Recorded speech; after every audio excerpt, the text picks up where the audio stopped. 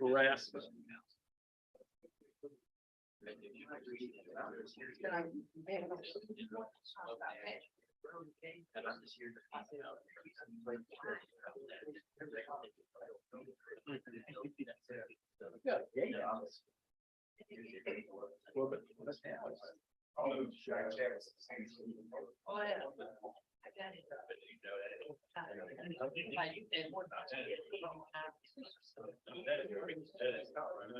Yeah, that's it.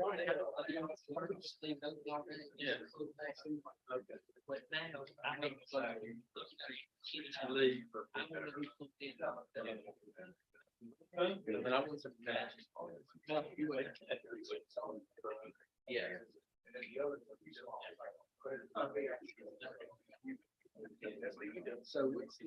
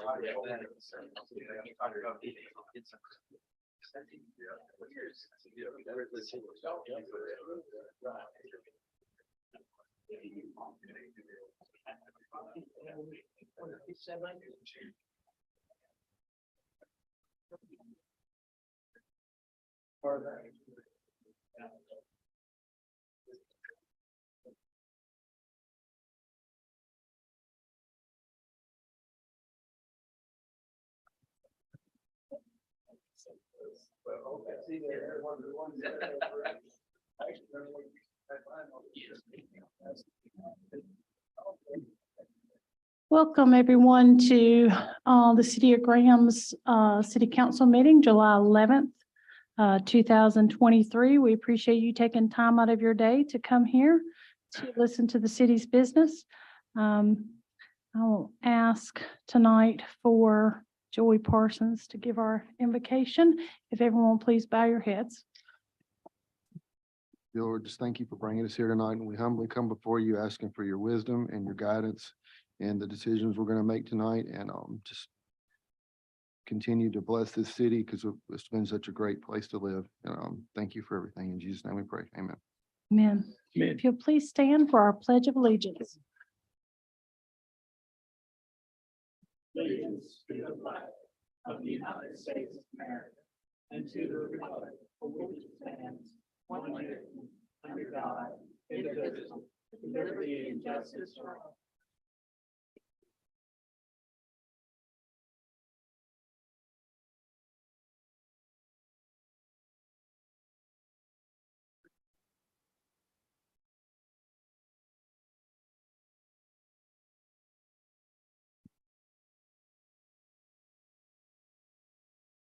Want to make a couple of announcements before we do the consent agenda. The City of Graham will be, they have a lot of different recreational opportunities here in the City of Graham, and they just announced recently that we have paddle tours on the lake at Graham Evan Lake. 3 dates to choose from: July 15th, 16th, and 27th, from 9 to 11. It's a family friendly event. You'll be able to go out, kayak, paddle, so if you want more information, you can go to the Graham Rec page. I'm sure those will go fast. The what is the name of that boat that we have? The pontoon boat tours last year went like in an hour, I think. So very popular. People seem to really love them. We also have Thursdays at 7 concerts going on. We have also every third Saturday, there is a live band downtown at the amphitheater with car cruise in. We have the Balloon Festival coming up in September, which is September 8th, 9th, and 10th. And Bobby, is there something I'm forgetting? Is there anything else? The OK Recycling Oh, yes, July 22nd. There's also going to be several bands at the amphitheater downtown, right behind Colonial Hardware. It will start at 7 o'clock as well, July Oh, 20. starts to- Oh, I'm sorry, it starts at 2 p.m. It starts at 2 p.m. and goes all day, right? Goes Yes, till like 9 till o'clock 9 or something? o'clock. Okay, It's gonna highlight local bands. July 22nd. Next Yeah. Saturday. We do announcements at the end and then nobody's here, so I'm start a new tradition of actually announcing these things ahead of time, but I love the lake activities. I think they're doing really well. And people seem to really enjoy them. So want everybody to know about that. Now moving forward with our consent agenda. Consent agenda item A, to approve the June 13th, 2023 City Council meeting minutes. B, to adopt a resolution accepting the American Rescue Plan offer of $400,000 and to approve an engineering contract with Allie Williams, Carmen and King in the amount of $400,000 to provide engineering and administration services for the city's asset inventory and assessment grant from the NC DEQ Division of Water Infrastructure and to assist the city with evaluating the drinking water distribution system for compliance with the lead and copper rule revision. Item C, to adopt a resolution authorizing the adoption and maintenance of the portion of Sunfield Drive, Lacey Holt Road, and Crest Drive located within section 3 and 4 of the Forks of the Alamance subdivision. And item D, to adopt a resolution authorizing the adoption and maintenance of the portions of McKenna Drive, Wheelan Drive, Cullen Drive, located within phase 2 and 3 of Shamrock Valley subdivision. Madam Mayor, I make a motion, we accept them as written. First, is there any council member that wishes to pull something from the consent agenda? No, ma'am. No, ma'am. Okay, we have a motion on the floor. Do I hear a second to approve the consent agenda as written? I'll second. All in favor? Aye. All opposed? Motion carries. Public hearings, special use permit, East Interstate Service Road. City Council will consider a special request for trucking and freight terminal storage, repair, wash, or stop for the property located at 0 East Interstate Service Road. The site is approximately 5.547 acres. And this was continued from June 13th, 2023 City Council meeting, and the Planning Board recommended approval by a vote of 3-2. And I'll recognize Assistant City Manager Aaron Hall. All right, thank you, Mayor. As you said, this was a table item from last month to this month. It's a request for a special use permit for trucking or freight terminal storage, repair, wash, or stop for the property located off East Interstate Service Road. The property is currently vacant, has approximately 5.547 acres. The plan that has been submitted would permit up to 122 trailer parking spots. The layout would be access off of East Interstate Service Road. A landscaping buffer has been proposed along the extent of the property. A type D buffer is required abutting neighboring properties, and a street yard buffer is required along pieces abutting the street. As you mentioned earlier, this is a special use permit request. City Council shall find that all of the 6 conditions have been met, or it shall be denied. Staff has prepared the following draft findings of facts for each of the 6 conditions. If council feels to modify any of those, they can do so at their will. Number 1, all applicable regulations of the zoning district in which the use is proposed are complied with. The property is zoned I1. A trucking or freight terminal storage, repair, wash, or stop is permitted only with a special use permit or a rezoning to conditional industrial. Number 2, conditions specific to each use identified by the development ordinance are complied with. A preliminary site plan showing the location, dimensions, and sites within the development has been supplied. There is a proposed shared ingress egress with the adjoining property. A traffic impact analysis study has been provided to the city and NCDOT staff. Neither department has any concerns. Number 3, the use will not materially endanger the public health or safety if located where proposed and developed according to the plan as submitted. Permitting a truck storage facility on this site would not materially endanger the public health or safety. Number 4, the use will not substantially injure the value of adjoining property or that the use is a public necessity. Permitting a truck storage facility on this site would not substantially injure the value of the adjoining property.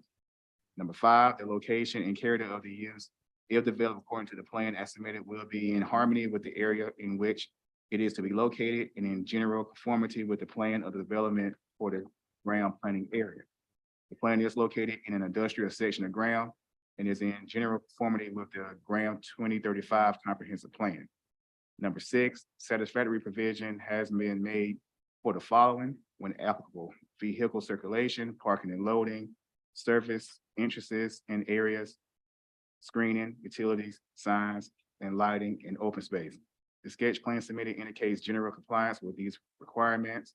The Graham TRC will require conformance with the City of Graham ordinances prior to the issuance of a certificate of occupancy. Staff does recommend, as you mentioned earlier, planning board did recommend with a 3-2 vote.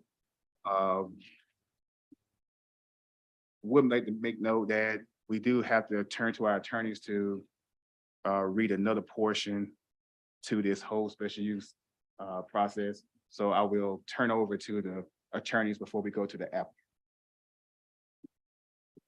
Thank you, Aaron.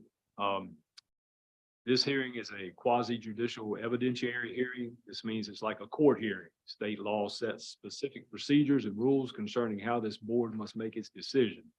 These rules are different from other types of land use decisions like rezoning cases. The council's discretion is limited. The council must base its decision upon competent, relevant, and substantial evidence in the record. It is a decision that must be based on the standards in the ordinance and based on the facts presented. If you will be speaking as a witness, please focus on the facts and the standards, not personal preference or opinion. This meeting is open to the public. However, participation is limited. Parties with standing have rights to present evidence, call witnesses, and make legal arguments. Parties are limited to the applicant, the local government, and individuals who can show they will suffer special damages. Other individuals may serve as witnesses when called by the city council. General witness testimony is limited to facts, no opinions. For certain topics, this council needs to hear opinion testimony from expert witnesses. These topics include predictions about impacts on property values and predictions about impacts of increased traffic. Individuals providing expert opinion must be qualified as experts and provide the factual evidence upon which they base their expert opinion. Witnesses must swear or affirm their testimony at this time. Well, let's see. At this time, the city will administer the oath to all individuals who intend to provide witness testimony. So anybody who's going to be a witness. Madam Mayor, before you get process any further, my recollection was there was another condition that the planning board put on the project. I didn't hear that one read. Is that not? Yeah, so once the attorney was going to finish his part, I was going to read the conditions that were set forth from planning board. So anybody that's going to provide testimony, if they could come forward and take the oath. Well, I guess that's my question again. Sorry, Mr. Assistant Manager. Wouldn't that be appropriate to be stated before the witnesses? What the conditions are? Or at least what they. I think council hasn't questioned anyone that's being sworn in. They're just getting sworn in right now. Then they'll come back to me in case they have any questions for staff. So, But the question is, there's another condition, as I recall, from the planning board meeting that has not yet been described. Do I remember it wrongly? Yeah. Three. right, but once the swearing in has happened, it comes back to me before it goes to anyone else. Before he. There's no testimony before they ask me any question. They're in the file, they have got.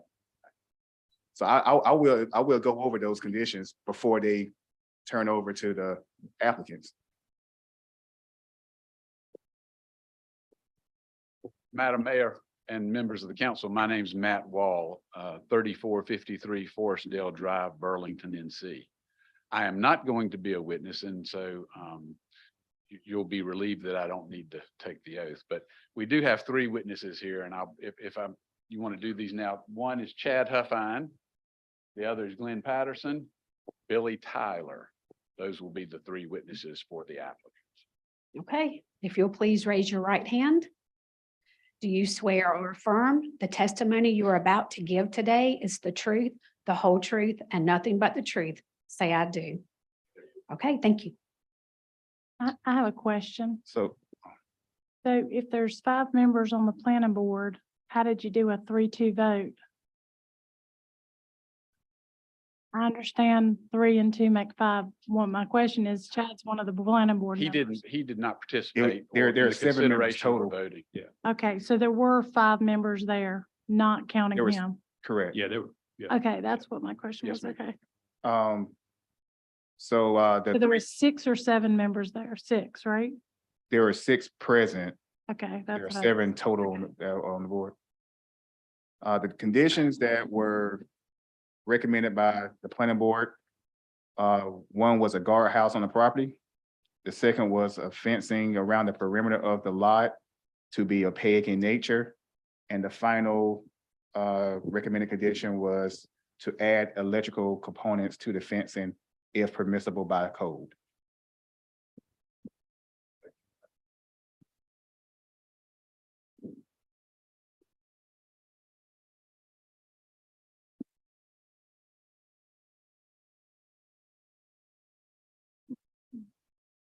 I got 1 or 2 more things I'd like to Sure. add in here. You just want to say inadmissible evidence is deemed objected to. Any documentary evidence that is certified or from an expert or from a recognized professional source will be admitted without authentication. And Madam Mayor, you may now hold the council for bias or fixed opinions, conflicts of interest, ex parte communications, or site visits.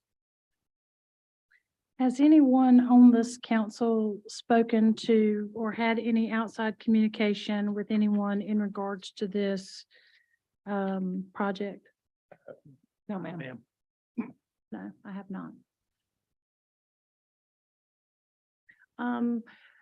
I appreciate you so much, Brian. But you talk like a lawyer. And so, I just want to speak from layman's terms that if anyone is here tonight to talk about this project and you come up, there's 6 different items that he spoke about earlier. So if you need obviously, unless you were taking notes, you may not know what those 6 items are, but basically we act tonight as kind of a judge, and just like in a trial, you have evidence that has to be presented.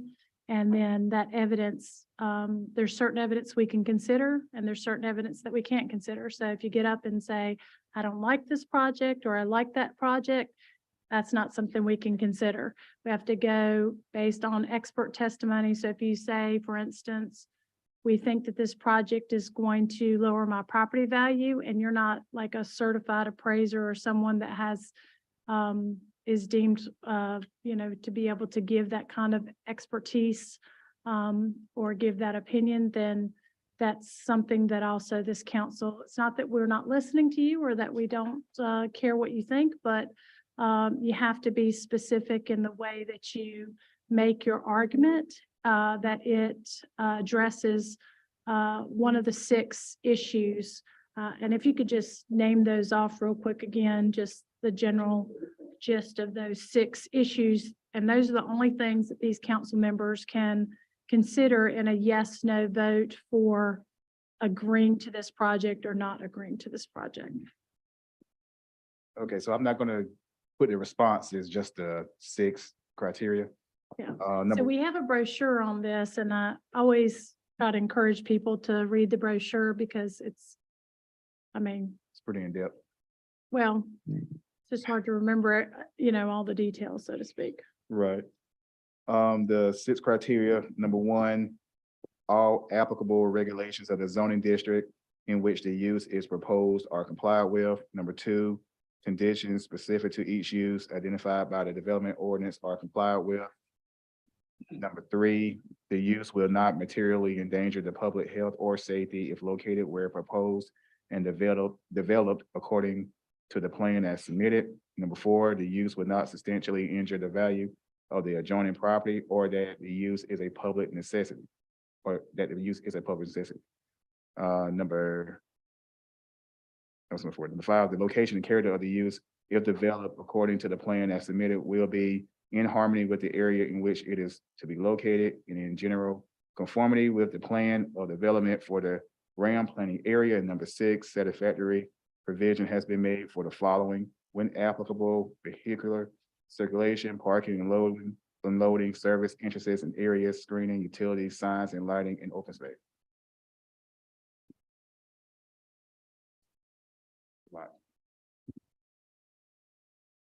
So the first one is dealing with zoning. The second one dealing that it complies with our development ordinance, the 2035 plan. Third one is focused on safety. The fourth one being how this would affect the value of properties, surrounding properties. The fifth being, is this harmonious with property around the subject property? The sixth dealing with traffic signs, lighting, and whether this project has presented a plan that is not going to substantially hurt traffic from being able to get in and out of that area, and also the signs and lighting of it to be able to direct traffic where it needs to go. So if you did not raise your hand earlier to be able to speak because you needed to be sworn in, as we progress, if you decide, because sometimes people will speak and then you want to respond. So just raise your hand and we'll acknowledge you. So the first person, it's a public hearing for those who have already taken the oath. Whoever would like to come forward, if you'll just raise your hand. Okay, Matt Wall will acknowledge you.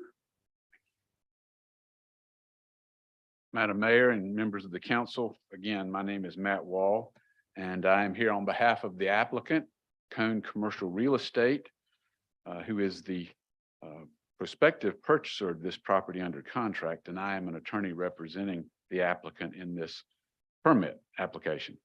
As I said before, I'm not going to be a witness, and I'm going to turn it over to Mr. Huffine first, but I did want to make a couple of sort of opening statements and prefatory comments, if I might. And one thing I wanted to sort of clarify in the agenda, where it was read that the planning board, and I know that Mr. Ward is here, I think he may recall this, and I think Brian may recall this too. Brian was at that planning board meeting, but that it was approved 3-2. That is correct, but just sort of the behind that vote, my recollection is that all of the 5 voting members of the planning board that evening as to this particular application did find that the applicant had met its requirements under those 6 factors. The difference in the 2 dissenting votes were that the motion imposed those 3 conditions, which Mr. Holland stated earlier, and which are also, I think, in your packet for from the recommendation of the planning board. The 3 that voted in favor wanted those conditions on, and they were approved. The 2 that voted against the motion voted, as I recall them saying, that they voted against that motion simply because they didn't think conditions needed to be applied to this. But all 5 of the planning board members did in fact indicate that they believed the applicant that we had met the requirement that we satisfy those 6 conditions. So I just wanted to sort of clarify that. And Mr. Ward, if you disagree, please, yeah, okay. Then also, just as another prefatory comment, there was a lot of discussion before this application was even filed, if this needed to be a special use permit process, or whether it could be just used as, this use could be as of right under the existing zoning. Because there's a separate use that might qualify, and it was back and forth. And at the end of the day, after further details about the use and possible uses of the property, it was decided that special use needed to be done. But I did want to clarify that there's no, it's just the way the heading is listed about that it's freight terminal, storage, repair, wash, or stop. Well, there's no plans for this to be a repair place or a wash or anything like that. The idea is that this property be used merely as a storage for trailers and occasional tractors possibly. And as Aaron said, the staff does recommend approval. And with that, I'm going to turn it over to Mr. Huffine.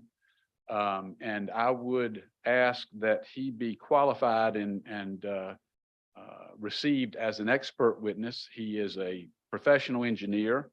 I think you're all probably familiar with him, but he has years of experience in his Leeds Group engineering firm that's in the city of Burlington. And I think his report and his evidence will establish several of those 6 factors. Then we will have later, you've already seen, they've been sworn in, Mr. Glenn Patterson, who is a licensed real estate broker and licensed real estate appraiser. Glenn has done a report on this, and we would ask that he be recognized and received as an expert. And then lastly, the representative from Kimley Horn engineering firm that did the traffic memo. And I believe you have that in your packets, that traffic thing. That the other 2, I can go ahead and hand, there's some written documents to go along with each witness. I'm happy to hand those up now to the council. I have the copies to do that, or if you want to wait till they each come up in turn or give their evidence, but I'm happy to submit those. If I may approach and hand those out, I'm happy to do that. But Mr. Tyler, Billy Tyler, is the representative for Kimley Horn, and he's also a professional engineer, and we would ask, based on his licensing and training and years of experience, he be received as an expert in this matter and is the representative of the company that did the traffic memo. So does Madam Mayor, the council have a preference about receiving the written statements of the witnesses in advance or at the time, or I'm happy to hand them up now if you'd like to have. You've got the traffic memo, I think. Yes, there were some questions though about the traffic memo. Okay, Um, Mr. Tyler's here. okay, Can answer those questions. but you can go in any order that you like. Okay, well, let's go first then with Mr. Huffine. He'll be, and I'll approach, if I may approach and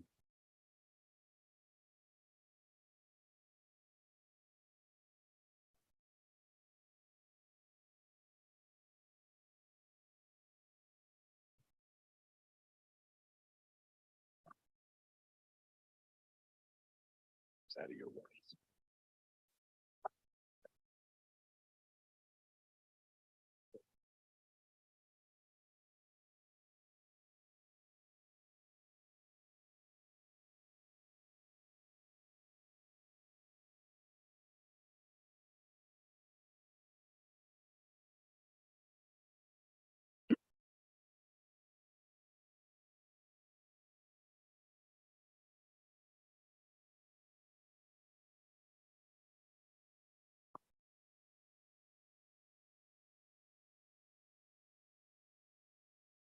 Wait a minute.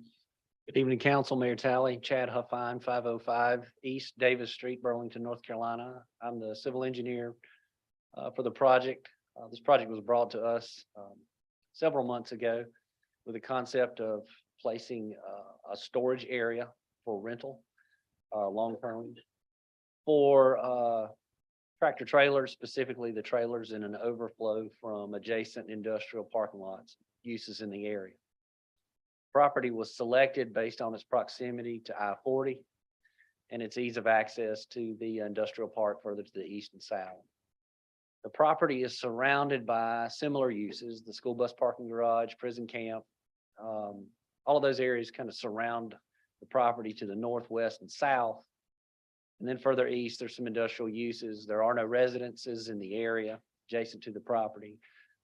So it's a fairly consistent use.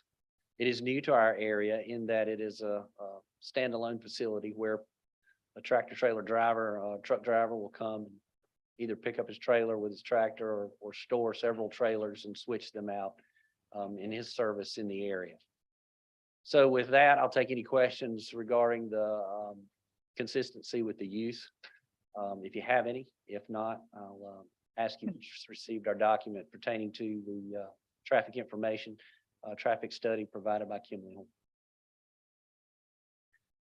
You want to answer the questions about the traffic study? I can take them. Okay. If there's something that we need to speak to specifically from the technical portion of the study, I'll be glad to. If it's the general concept of driveway circulation access, we'll be happy to attempt to answer those until I can't. Then I'll ask Billy to come up and help me out.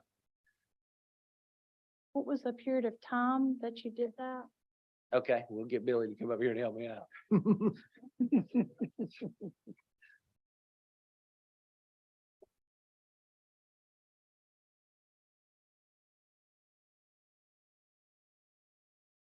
Yes, my name is Billy Tyler, 1008 Kingswood Drive, Chapel Hill.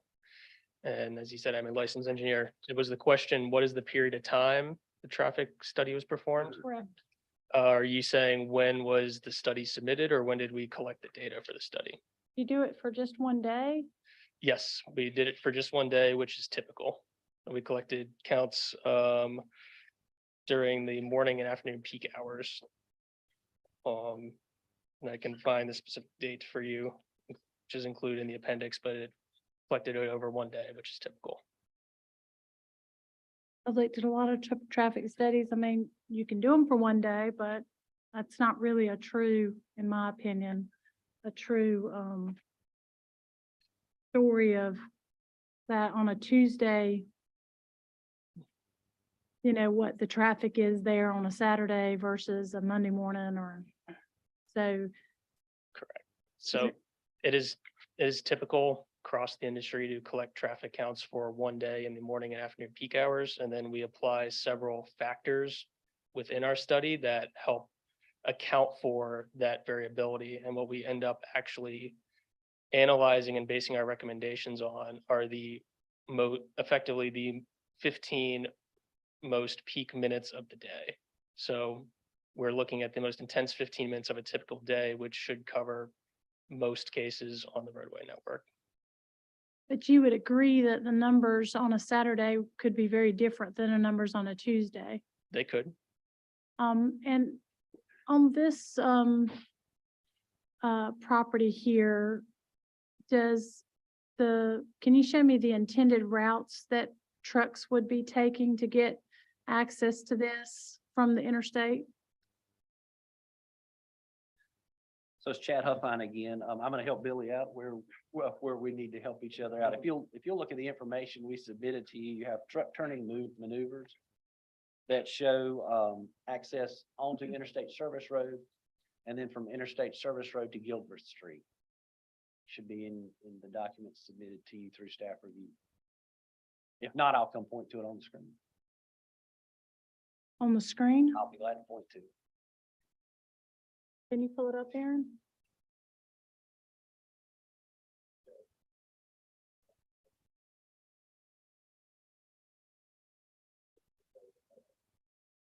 All right, so if I may, Mayor Talley, I'll bring you a sketch of what we're looking for.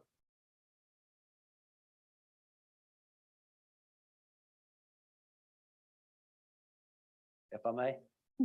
Sure.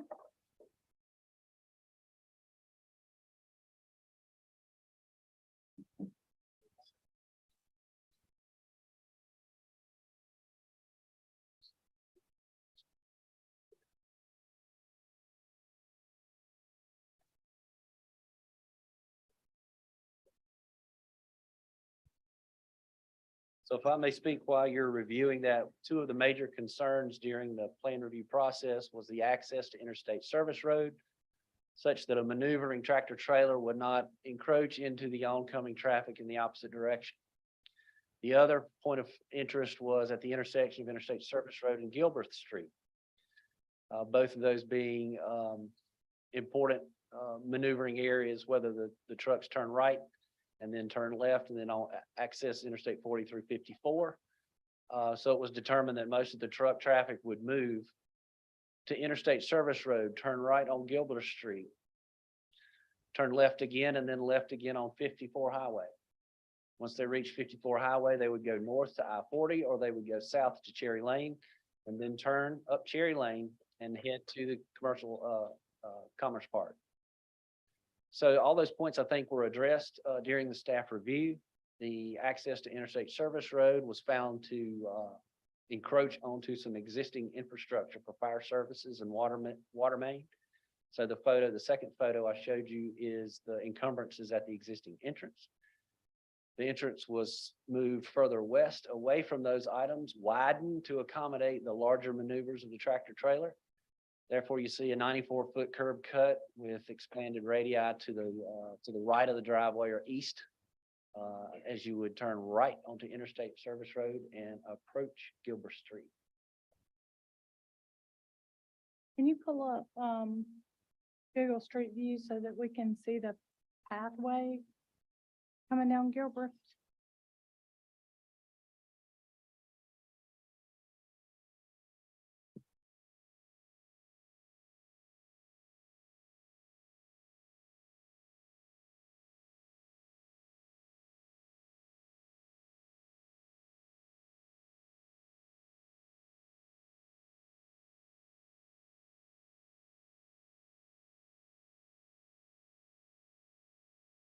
What did you mean, when you said that it was,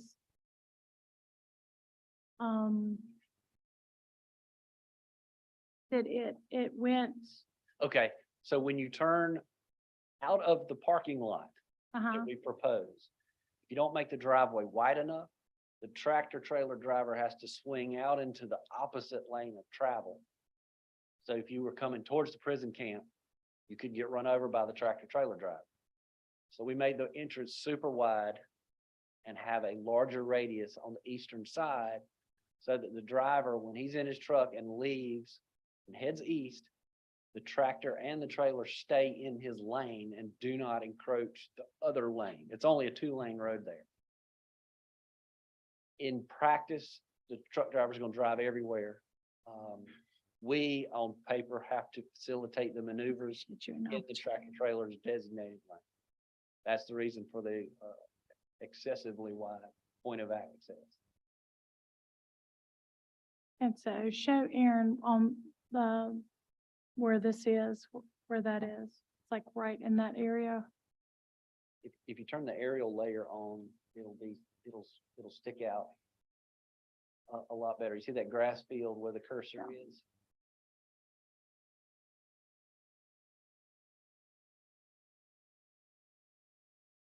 And if you see the pin that says blessed from above massage, we have the proposed access just to the west of that pin. So it's in the bushes, just to the west of the pin. So that when you turn right in a tractor trailer, you don't go into the lane on the other side coming back towards the prison camp.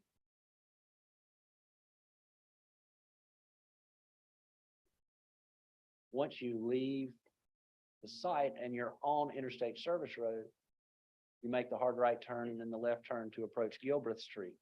Both of these maneuvers were a concern at staff review by DOT and by our town engineer.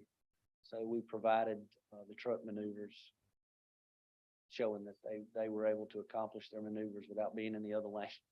So it's both the tree area, all those trees be cut down and the open area space. Is that right? To the right? Right, so the pine thicket to the left of that driveway, just under the number 2184, the center of that will be removed. There'll be a portion of the existing vegetation that will exist just under the 2184 northwestern corner.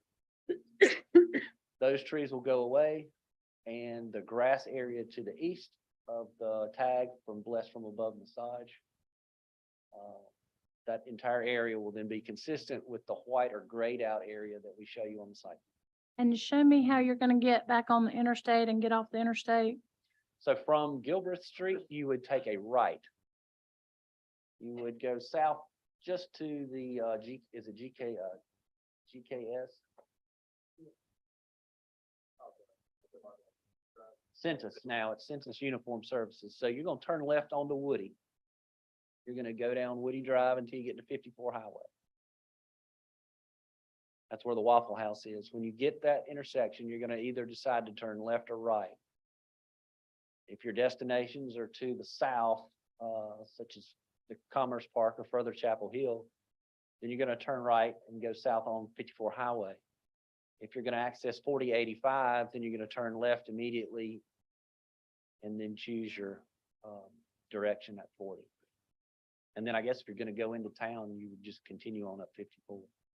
And if you go the other way, If you go south, you go down. oh, if you turn left, well, if you turn left, you've made a bad decision. And we modeled the entire system after that right turn. Would you just say that truck drivers go everywhere? Truck drivers go everywhere once. Once, at least once. Okay, can you show where that is, Aaron? So If if you they turn go the left, other way, yeah, if you turn left and go down Interstate Service Road, you're gonna end up at Highway 87. No, go back to Interstate Service Road at the point of access to the project. So you're gonna turn left on East Interstate Service Road, go through the four-way stop at the school bus garage. So the EMS is located at the four-way stop.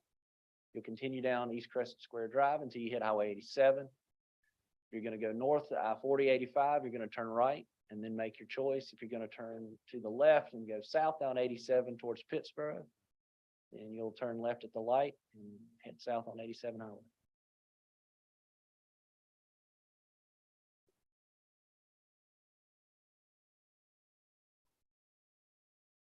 It'd be the same route that I would take if I was driving the activity bus, depending on which direction we were playing that time. and you say it's for 120 We trailers? show 122 spaces. And these are long-term rentals. They could come and go once in a day. They could come and go once in a week. They could come and go several times in a day. So what our traffic study tried to do was model those conditions at the peak time of the week. And I think that's what Billy was trying to comment on. They picked the worst case scenario and provided that to the staff review. So they're expecting 250 trips. Are you saying in a day? So because this use is a bit unusual, we collected data at several other facilities, similar ones in North Carolina. And based on that, we showed that there would be approximately, and then when we matched the amount of trailer spaces that were offered at those to this one, we found there would be about 14 trips going into and out of this during the morning peak, and about 16 trips going into and out of it in the afternoon peak. And in total during the day, there would be 134 trips approximately. That's typical weekday. What's a busy day? What would be a Saturday, or do they run on Saturday? Do they run 7 days a week? So this facility would be operable 7 days a week. So when is the busiest day for them with other facilities? So we typically look at things based on the busiest time for our site matched onto the busiest time of the week, which is a weekday morning or afternoon peak. The data we collected for this was on Tuesday, February 28th. And like I said, we collected times during the 7 to 9 a.m. morning peak and the 4 to 6 p.m. afternoon peak and made our recommendations based on that. But my question is at other facilities, how many times are they picking up? And I mean, they have So- to so have we- an so estimate of. we collected data at other facilities throughout the day, and I believe that information is included in the appendix of the traffic memo. I can.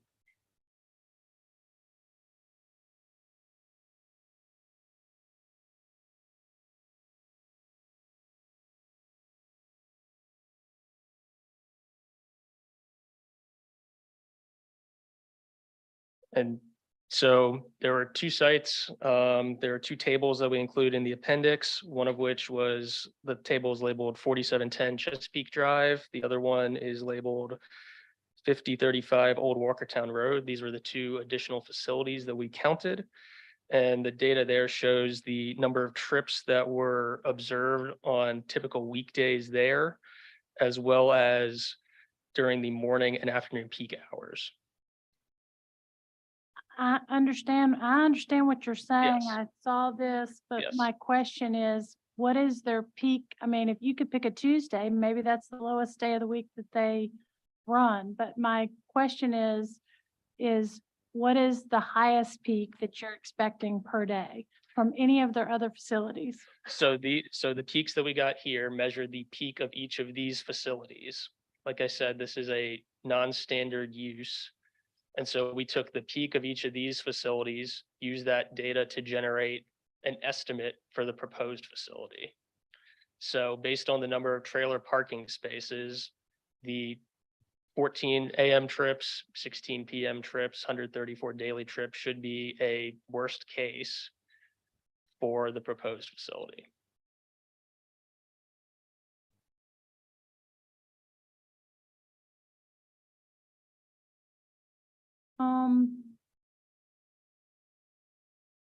And this would all be concrete, is that right? I believe that's correct. No? It's currently proposed as gravel. Gravel.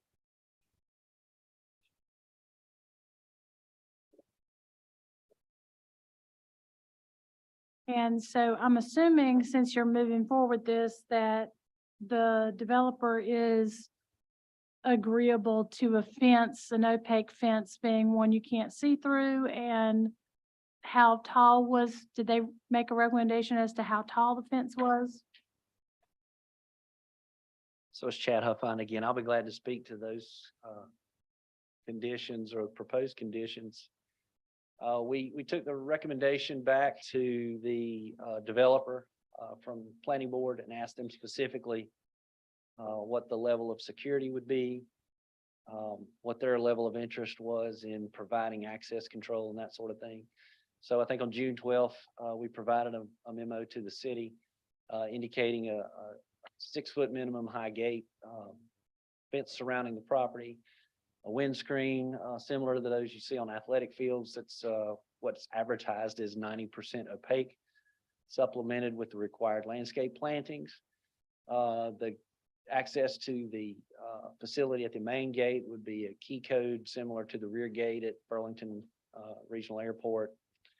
We interviewed Dan Danley to determine the success of the gate, the access, how they felt the system worked. He sang praises of the fence company and the manner in which they accessed their facility through that gate. All those pieces of information were then provided to Cone Commercial Real Estate, who gave us the affirmative.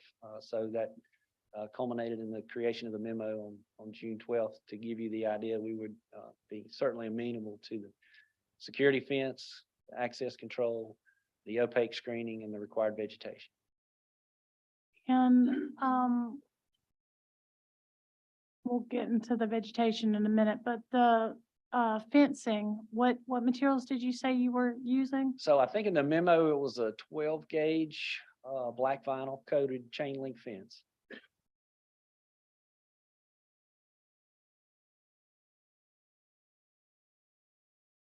And then if you're familiar with most of the athletic parks in the area, the wind screens are attached to those chain links with little hog rings every so often through the eyelets that are provided in the windscreen material.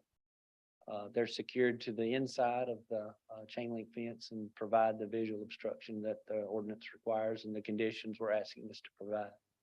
So like what they have at what they require up at the junkyard that's on 70, they have like a chain link fence and then they have the screening connected to it. Is that what You have to tell me the specific address. I'm thinking more, all the ones on 70? yeah, Copart has a metal wall almost through its property. Oh, okay. He's got a picture here. Yeah, and in your packet, those items are provided. If you've ever been to Grand Middle School to watch the baseball Yeah. games during Legion season, the outfield windscreen is obstructing the view of the bushes and the activity behind the outfield fence. So that's the idea we have in mind. I think the third, probably the second and third pictures, I think they give you at least a pretty accurate description of what's commercially available and what we would provide.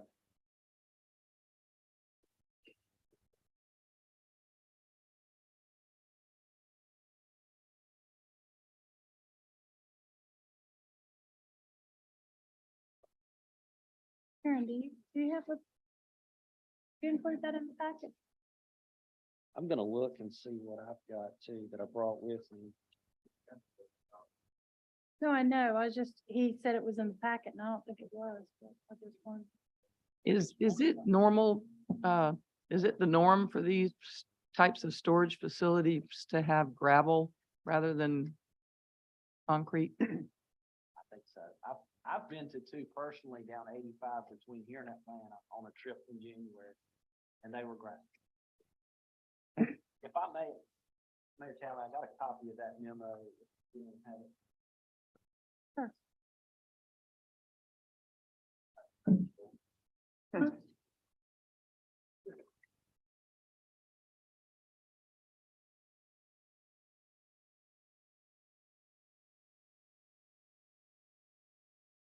Still dated June 12. Here's the color.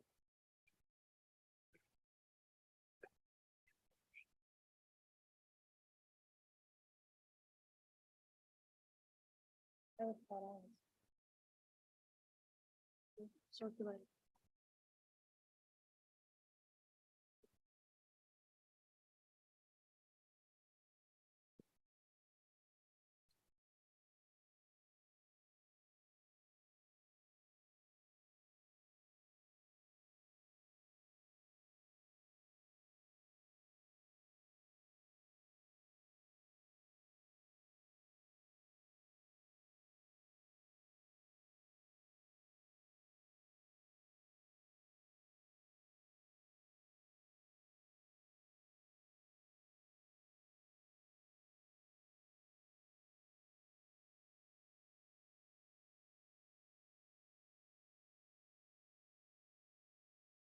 And,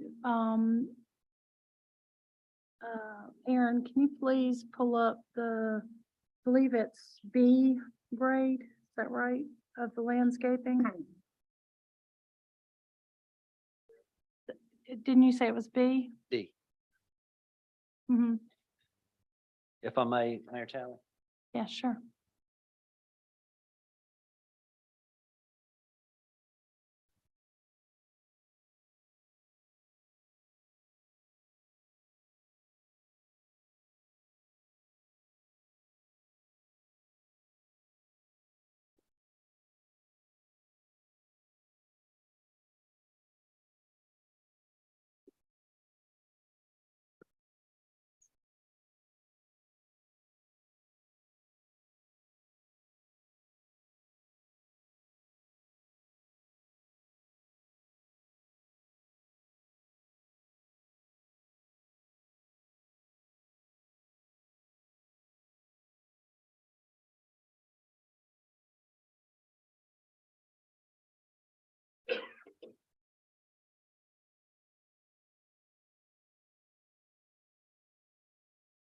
Mr. Huffine, is this what you're proposing similar to the storage area across from Westgate Triad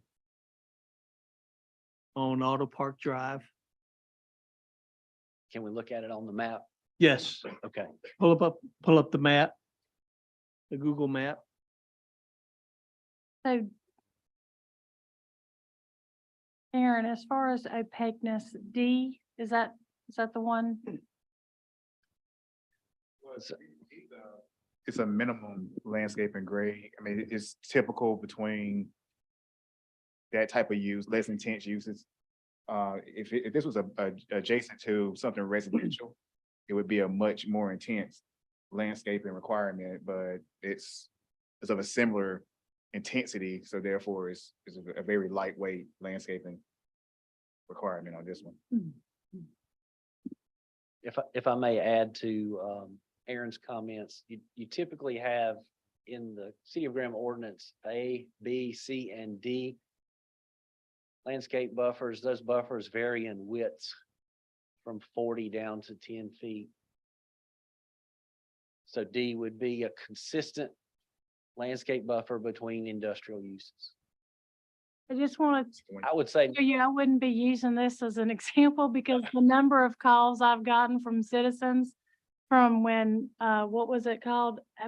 CarMax was there, Carvana, whatever, that was, my phone was ringing off the hook. I wouldn't be using this as an example. no, I can say to No. Councilman Chin, no, sir.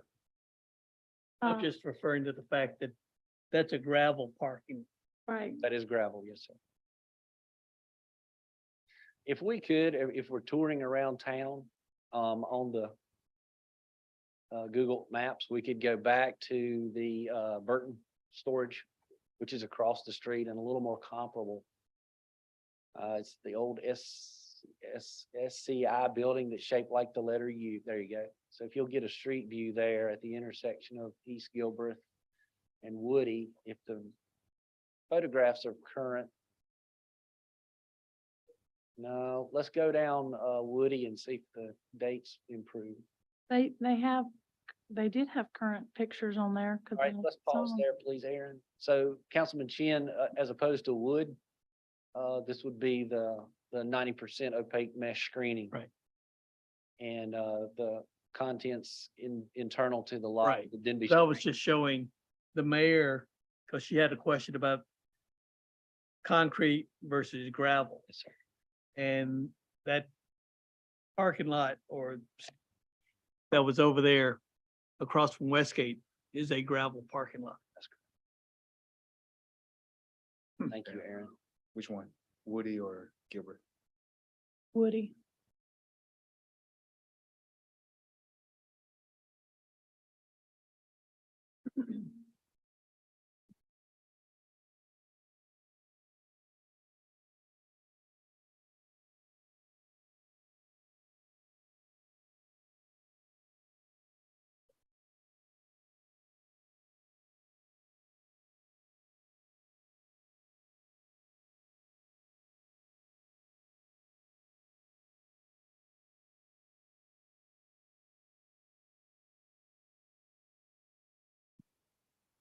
I see a lot of electric, I don't know if they're necessarily Duke, but I see a lot of big trucks there. In that parking area. Staging area, so to speak.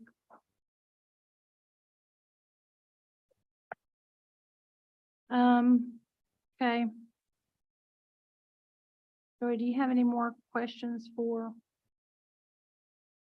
Thinking one of the conditions was a guardhouse. Yes.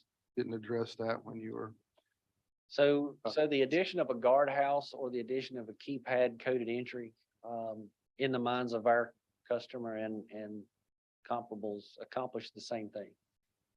The concern at planning was of security, vagrancy, or of, whatever might go on. So we took a trip to, see, Captain Flood to interview him specifically about occurrences in this area. And to his knowledge, there were none. There's not a lot of activity that they're There's a responding whole to homeless camp. At- Camped out in GFL. at this across the location. street. There were further items that Officer Flood commented on at the apartments close to Woody Drive and at the adjacent property line to GFL. But at this location, the present camp, school bus garage, there were no incidences that he could think of. So the guardhouse would then require a full-time employee. That is not something that is in the business model or the plan for this facility. So the keypad and gated access, we professionally and our customer as well felt that would provide the security that the planning board was looking for. And I'll go ahead and comment on the electrified fence. The opinion of our customer was that as a facility they did not want to install. I'm sorry, say that again? That was a piece of the facility that they did not want to install. For, I guess, for obvious reasons. I just think that, did you say, isn't it a 10-foot fence? Is that right? I think we have proposed 6. It is the purview of the hearing to add conditions to this if you so desire, but I think the We got the concern fence. is that it's chain link, that, I mean, even little kids can climb chain link fence and get over it. As far as like a safety thing, and there is a campsite, so to speak, in the woods there that GFL have had quite a bit of issues with, and I don't know. I mean, I can see why there's security and safety concerns for that if you don't have a very good way of keeping people out. so I'd like to say that our perimeter fencing, our locked gates, our keypad access control is consistent with or better than any of the adjacent properties. We can tour up Woody Drive. We can go down Interstate Service Road and look at the existing school bus garage fencing. You'll find chain link fence consistently used throughout. We could certainly propose barbed wire at the top, provides an additional hazard, but it does provide an additional means of security. That is not something that's common in most town ordinances, and so that's why we did not propose it. A higher fence is often a better deterrent, but we did not propose that because it would be inconsistent with what is there already. So I think at this point, the body that you all are members of have the opportunity to provide conditions in addition to what we propose, but we're proposing a 6-foot chain link fence with a windscreen that meets the opacity requirements and facilitates security. Would you clarify the use? Is it a trailer storage facility? If I drive a tractor trailer and I have 2 trailers and 1 tractor and I need a place to put one of my trailers, I'm going to put it here and pay someone a rental fee. When I need to switch trailers, I'll take it to its destination, whether it's full or empty. I'll retrieve my other trailer and I'll run another route. It could be all of us in 1 tractor and 2 trailers. It could be just me and 122 trailers. I don't know the scope of that, and neither does the customer, but that is the philosophy here. The trailer would be dropped. Part of it is an overflow function of the Commerce Park. Part of it is the location of Graham relative to other points of deposit. So 1 tractor can certainly facilitate local runs with multiple trailers between Greensboro and Raleigh in 1 day. And I think that is the idea that is driving Cone Commercial to move to this area. So it's But a it won't- trailer storage area We could call it drop storage. or drop storage? I mean, there's all kinds of vocabulary, but what I would do if I woke up in the morning as a tractor trailer driver and I had 2 trailers and 2 routes to run, I'd go pick up a trailer and take it to Greensboro, bobtail back to Graham, pick up my other trailer and run it to Raleigh. Bobtail back to Greensboro, pick up my fully loaded trailer and take it to its point of deposit. Do the same thing from my destination to Raleigh back here. And if I'm done in that day, then I'm going to drive that tractor home and leave my trailers here. But it's not going to be used for truckers to spend the night, right? No, ma'am, this is not a truck stop. This is not an overnight facility in any way geared towards that. And I'm sure that's in the lease agreement. We can get that information from the Cone Commercial if necessary, but it is not in any way intended to be a truck stop, overnight wash, mechanic Some of the- facility or anything. Some of the paperwork said it was not expected to be used for that, and that I'll you know, clarify got that to if my need be. spidey senses. I'll clarify that if need be Didn't- and tell you that that's not expected and it's not going to happen. Tell us about the tower. It's already on this property. How are you going to give access to it? Okay, Councilman Hall. So the idea would be to provide the tower compound with access to the main gate with their key code.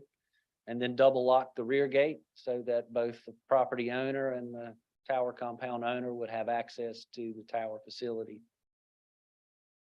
Much the way we would lock or double lock easements or gated access across easements throughout the town or on other public facilities. Property still has a parking lot across it that is on the old platform. Okay, I'm sorry. Doesn't this property still have a recorded parking lot easement across this property? It has an easement, a recorded easement across the parking area. That easement would continue to exist, but it is not in use by the property owner. And through conversations with the property owner, that easement could be abandoned if necessary. The parking lot that is there is currently a little asphalt parking lot adjacent to the main entrance to the, I guess it'd be the east side of the existing warehouse. And the main concern in that area was not that the parking lot was there, but that the water fault and hydrant was there, and we wanted to make sure we avoided those for fire. We spoke with Officer Russell or Bo at Graham Fire early on to make provisions to avoid that. Aaron, if we approve this with the current parking lot, unbuilt parking lot, would that diminish the existing building for Rolls Enterprise? Okay, you mind repeating the last part you said? Would it diminish the what now? Will it diminish the property at Roll Enterprise? I think that would have to be answered by Glenn.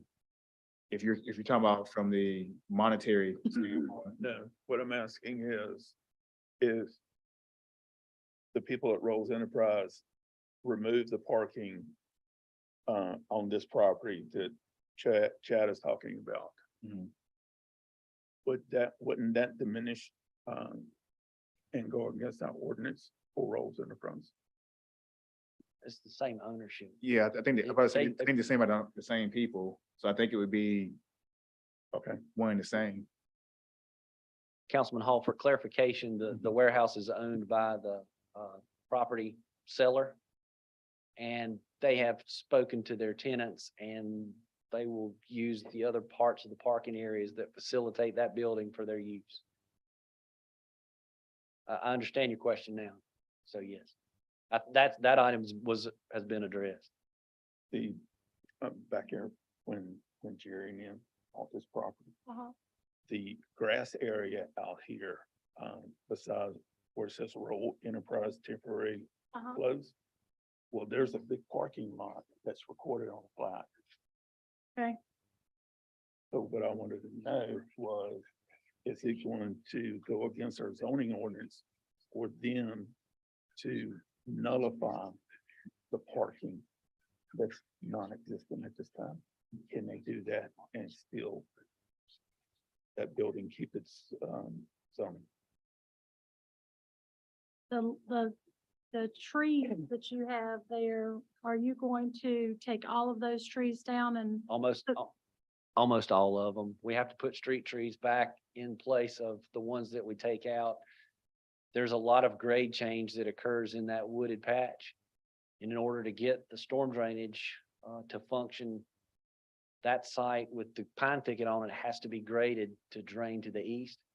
And then there's a perimeter around it that we're planning on leaving outside the functional area of the parking lot. And then that will be supplemented or augmented with additional street tree plantings consistent with the city street yard requirements. That's on that little drawing that I handed up. It's just, But is that picture accurate that you'd leave all those tall trees? yes, that's pretty accurate. The center part of the thicket is gone because there's 3 rows of trailers right there. But the perimeter is pretty much going to stay where it is.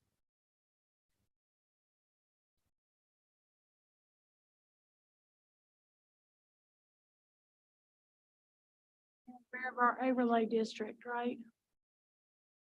I know this is not in the overlay district, but the intent of the overlay district. Yes, ma'am, I am aware of the overlay districts in the city.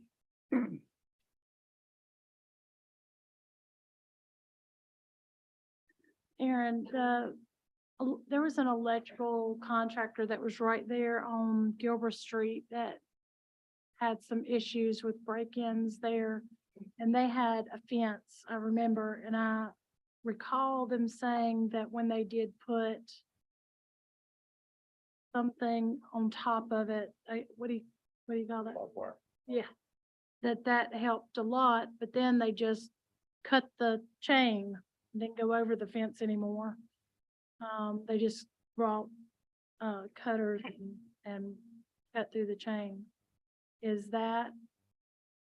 Have you heard of any other like break-ins over there?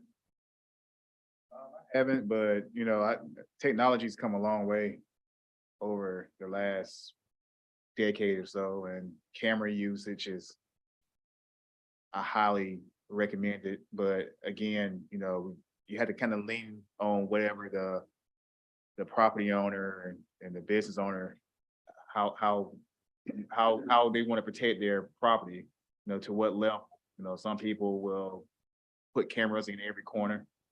You know, it just depends on the circumstances, I suppose. I think the bottom line is if somebody wants to get in there badly enough, anywhere, they will. I mean, a fence is a deterrent. You know, I don't think, saying that it should be made as something else, or that you should put barbed wire up around it. You know, these are all deterrents, but if somebody wants to get in, they're gonna get in. I mean, that's just been my experience. So, but Yeah, Yeah, I agree mean, with you. that was a lot of the problem. Like if that was a facility making biscuits, no one would care to get into the fence. But, because they sell very expensive wire and had it actually outside, you know, it was like this, you know, advertisement, come steal from me kind of thing.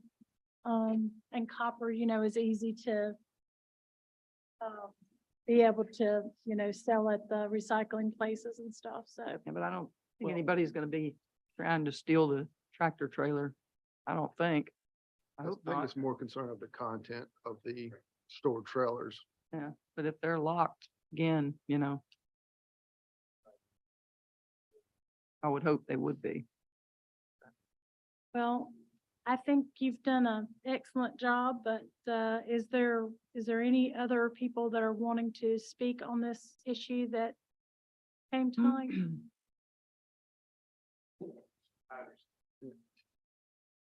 Is here to speak about the possible or potential for any adverse impact on joining property values.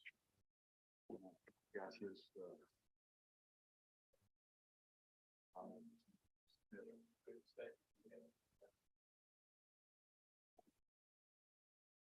I'm Glenn Patterson, Patterson Appraisals, 885 Cheeks Lane in Graham. What you're getting is pretty much what my notes are that I provided on.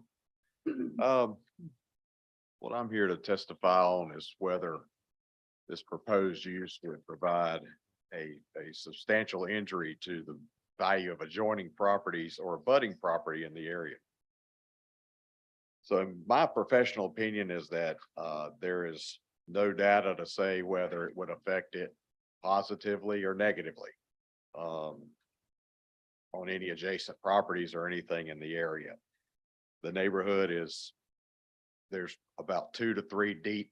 Adjoining it is industrial properties. So there's no impact that can be measured on really of any scale I could find, whether it would benefit or harm any properties. The only one that I could find locally was the one we've been referencing at 609 Woody Drive.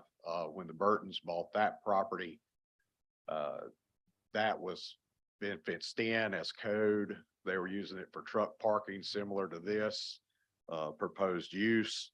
I believe, if I'm right, is that when they then leased it to the electrical company, the inside fence, which is wood, was put into there.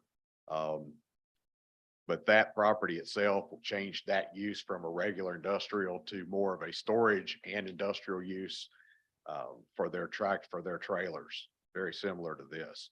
Again, there was nothing that showed any significant change of value based on just that one particular change of use on that property. So again, my opinion is that use of this property does not have any effect on the value of any property around, whether positively or negatively. Thank you. Sure.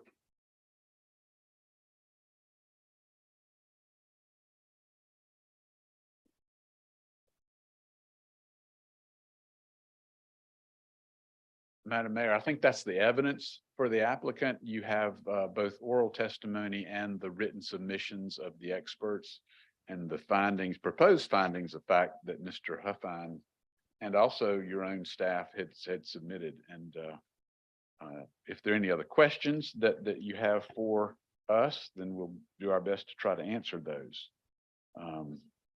We would respectfully submit that the evidence does support that the applicant has met its burden under the ordinance to meet those 6 findings of fact, and that the special use permit should be issued. Thank you.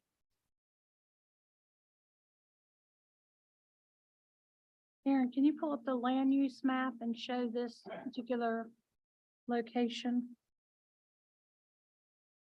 It's zoned I-1, is that correct?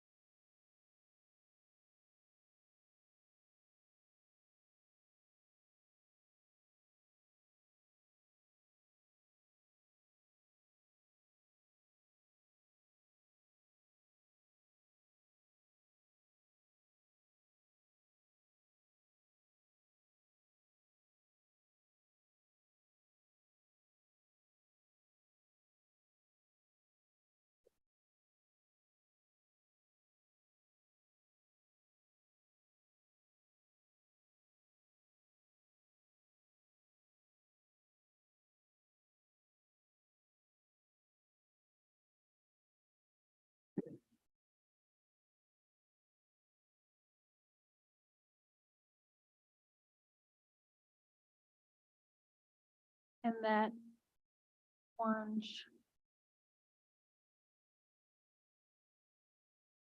Where that orange is, can you go down to the key? Or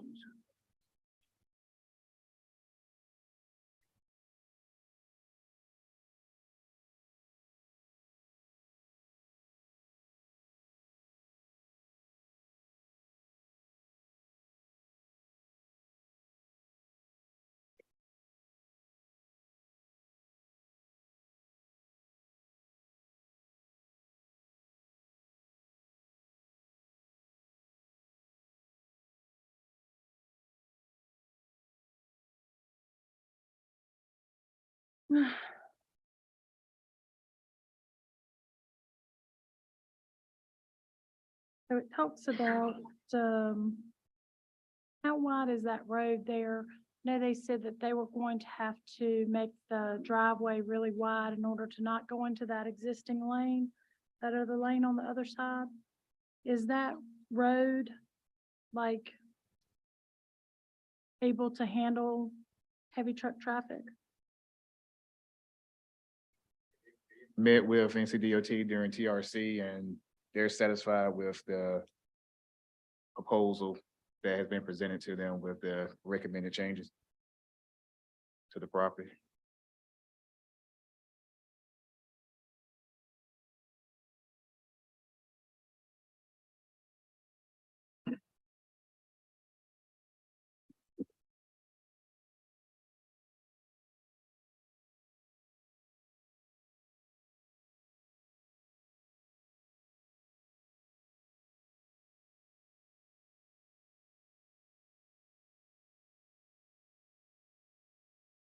And what does it say in our code of ordinances in regards to storage of a commercial industrial property?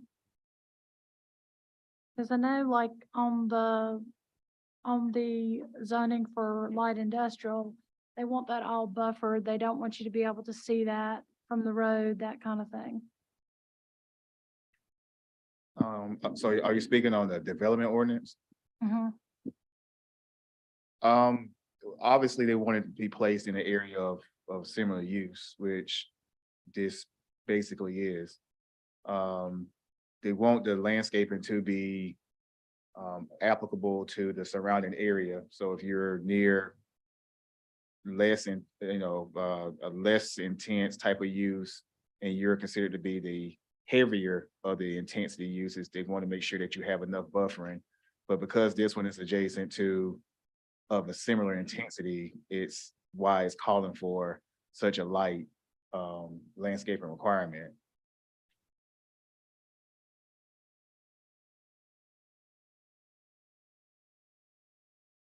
So is there anyone else that'd like to speak on this, at this public hearing? Yes. Madam Mayor, I have a question, not testimony on the subject per se. And the question goes back to city council. Well, the question is whether it's action, a promise, an expectation. But several years ago, the city heard a zoning request for the Lidl distribution center in the industrial park. As a part of that, the mayor, then Mayor Peterman, elicited, and this is part of the question, I'm not sure exactly how precise his promise was, but from the Lidl people, prior to Amazon, would not use the exit or entrance through Cherry Lane to get to their facility. That the entrance, the use for entering and dealing at the industrial center, industrial park, was solely through Senator Ralph Scott Parkway, which has the entrance off of Frollingwood Hallfields Road. My question occurs by virtue of the description given by Mr. Huffine actually twice, that part of the intention is that trucks would turn right down 54, then turn left on Cherry Lane to get into the industrial park.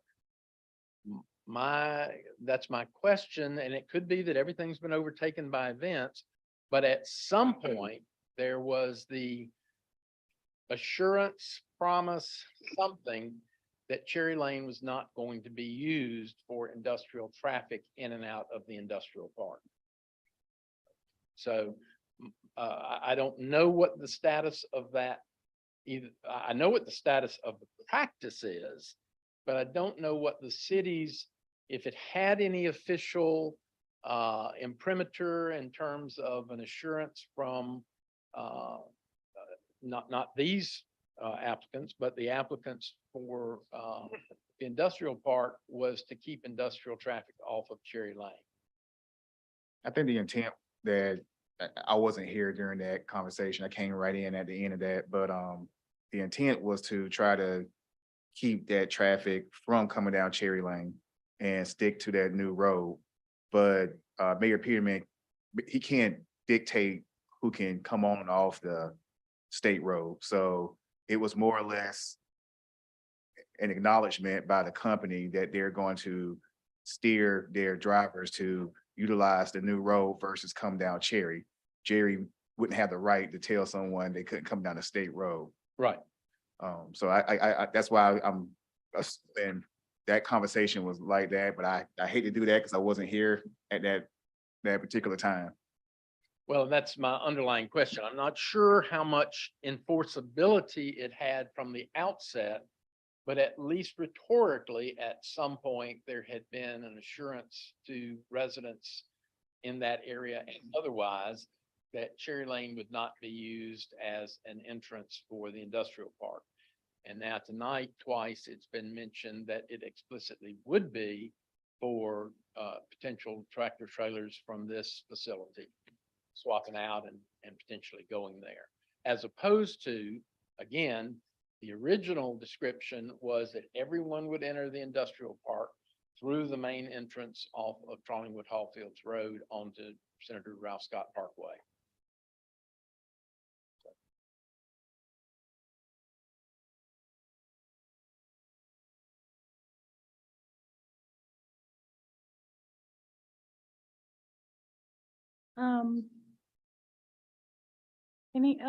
Anyone else from the floor that would like to speak? Can I get a motion to close the public hearing? Madam Mayor, make a motion, we close the public hearing. Can I hear a second? Second. All in favor? Aye. Okay.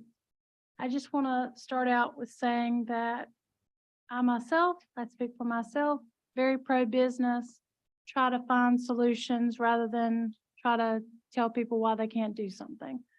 That being said, the way I interpret and read the comprehensive plan and the land use plan, that when you're asking for a special use to be approved, and I'll read directly from the 2035 plan, develop commercial and residential site design guidelines that enhance community character and appearance to be used with special use permit and conditional rezoning applications. And in my mind, if you're having, and I said this about, the development out at near Cherry Lane, the industrial park predates the development, the residential developments on Cherry Lane. Whether residents that bought there knew that that was an industrial park, but certainly their broker or their real estate agent should have told them. That being said, there's a way to develop harmoniously with existing neighbors and making sure that noise is not an issue for existing residents when you're going to build. Lighting's not going to be an issue. The roads aren't going to be, that they're adequate for the additional traffic. And that's why I was concerned about the traffic issues here and where all these trucks are going to be coming from. Your own testimony states that taking the wrong turn is not a good thing for tractor trailers. And because there's exits off that interstate service lane, and GPS takes years to even get people sometimes to even upgrade or update that. I don't have a lot of faith that drivers will not, tractor trailer drivers will not go the wrong way. When I looked at this, I always come in with my mind open to hear what you have to say, but I have a lot of concerns about safety, share a lot of the concerns that the planning board had. And even in Cherry Lane, if you're gonna have to, if everybody's saying, put up a buffer, put up a fence, I don't want to see that. That doesn't seem to be consistent with what we should be developing in that area. Obviously the overlay districts, which I, against a lot of opposition, championed years ago. Now they're the best thing that we ever did. But back then they were not so popular, and is to protect our corridors coming in so that when you're driving down the interstate and you see, I'm sure people are familiar with the hotel there, the old hotel there, at the Maple Street exit in Burlington, and you have all those trailers piled up there for storage with no fencing and no anything. It just does not lend itself to looking harmonious with the existing or safe or just a lot of things. The appearance of that, I think some of the a lot of the ordinances that we have in place are to tell developers and business owners when they have buildings that they typically want storage in the back. They want it not to be seen, even on light industrial. So you can't have, equipment that you're working on out front. You can't have storage trailers out front. And this entire site from the interstate up high on a hill would have this imagery of storage trailers. In my mind, for a special use to kind of go against what would be allowed there, I need to feel like that's improving the area. And even your own real estate appraiser says it will not damage nor will it improve. So it lends me to feel that I'm not very much in favor of having a storage facility there and then having a lot of fencing around it and security issues. And we didn't even talk about the lighting, but in my mind, I hope if other council members, 'cause I'm just one council member, but we all have a vote, that there would need to be some significant lighting there. And I think a chain link fence really does not deter any kind of the safety concerns that I have in that area. I think the traffic is an issue in that area as well. I think that's a reason why they're having to make the driveway entrance wider. And so for those reasons, I personally am not convinced, but I will let my other council members make their comments and see what their feelings are. Bonnie? I'm curious, I was just gonna ask you, what are your safety concerns? Are your concerns for the truckers that are gonna be using it, or are the safety concerns for the people that are gonna try to break in and break the law? Which ones are we talking about here?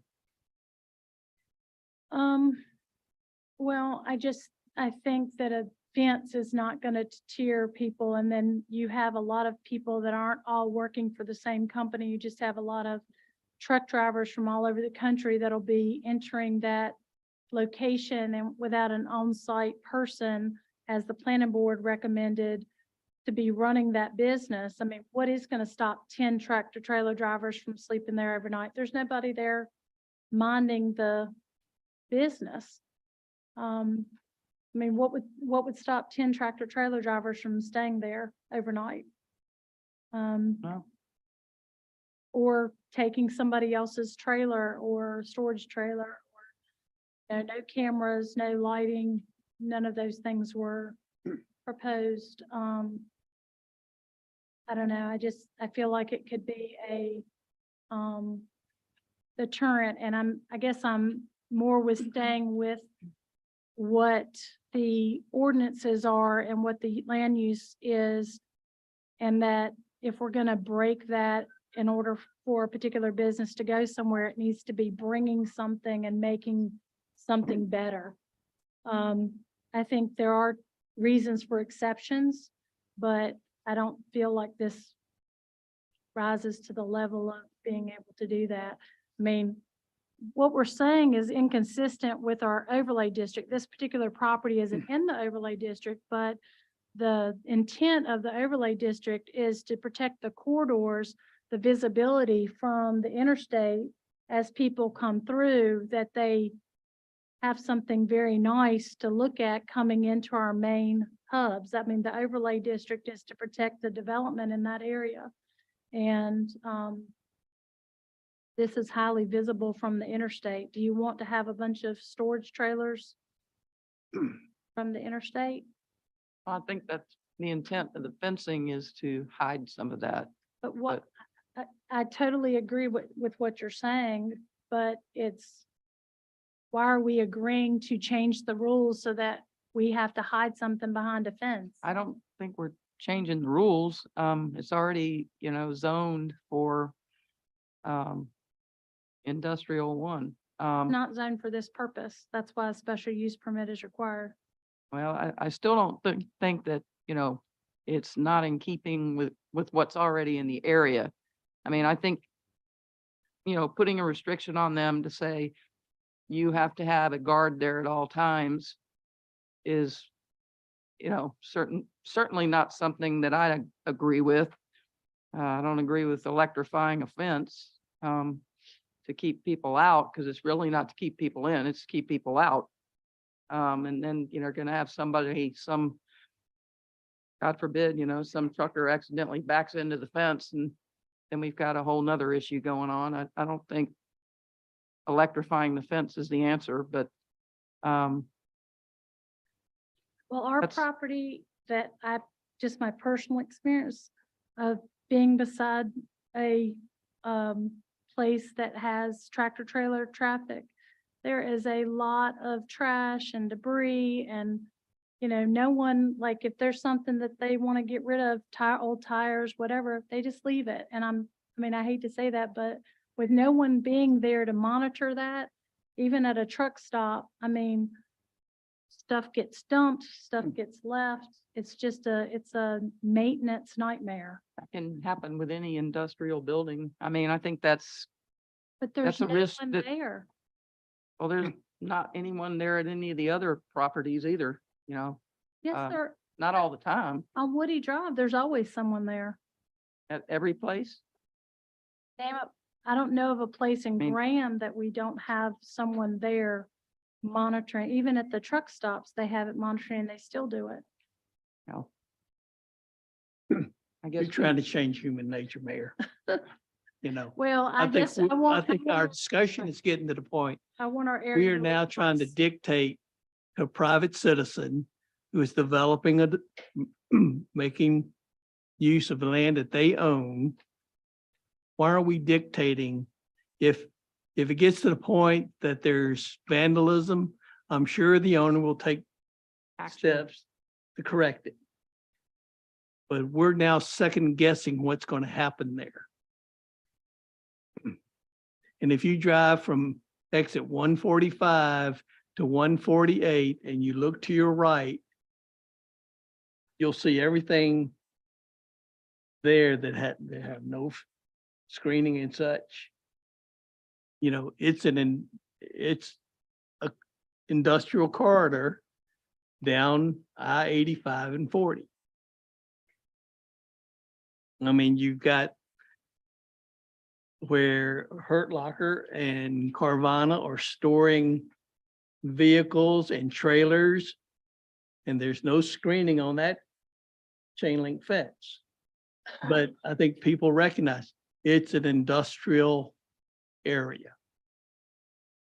And we're trying to put lipstick on an industrial area.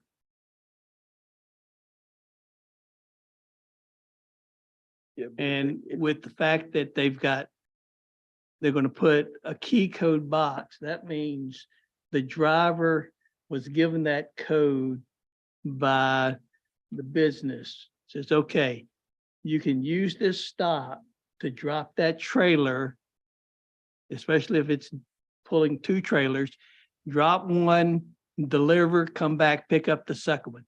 It's not a key code that's going to be publicly known. It says, oh, let's go on, Google or whatever. It says, hey, we got a truck stop here, let's use it. It's a trailer transfer point.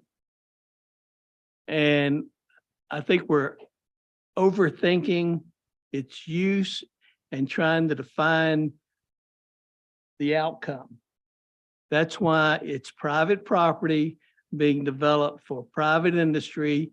And if they're in the business of profit, if it starts getting vandalized, they will take measures. If that means putting a guard on site, or with all the remote cameras, you put cameras up where it's monitored by one of the security firms. But when you look at that area, it used to be the prison. You got the EMT service station there. You got the school bus repair there. It's all, it fits right into what's there now. It'll actually look better probably than what's there with the screening and the Exactly. presentation. Because what's there now just does not look good at all.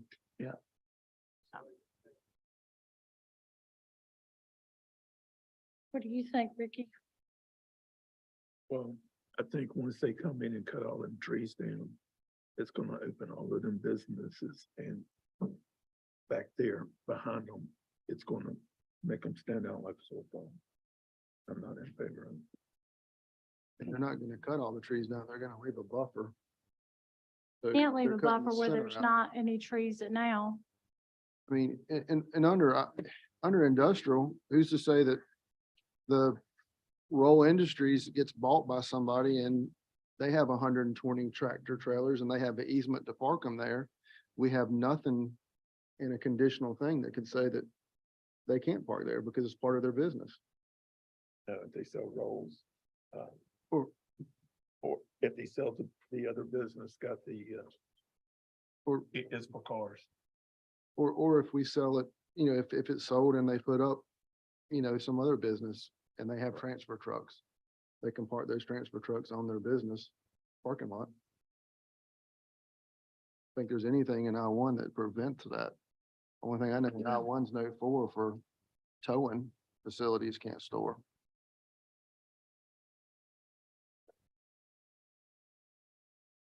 And truth be Wrong, but- told, it's basically a paved parking lot. But nothing says it's gonna stay that way. Somebody may come and decide, I'm gonna buy that land and I'm gonna build something on it that's industrial. Yep. Manufacturing facility, Yeah, I'd be more in favor of that, but again, to allow a special use for storage trailers. I just don't see that's consistent with our 2035 plan to allow a special use for storage trailers. How is that? the but it's highest not and- long-term storage trailers. Not like you're gonna park it there and leave it for a year. It's basically given. to- Anything that prevents them from leaving it there for a year? Well, if the person's willing to pay the usage, the store, leave it there. But I don't think it was intended for long-term storage. Am I correct? That's correct. And there's nothing that prevents coming out for someone to go left at either Gilbreth or on the interstate. Is that correct? Unless you get DOT to put a signage that tractor trailers can't go left. If there's a weight restriction on that bridge. But as it stands now, tractor trailers do go over that bridge.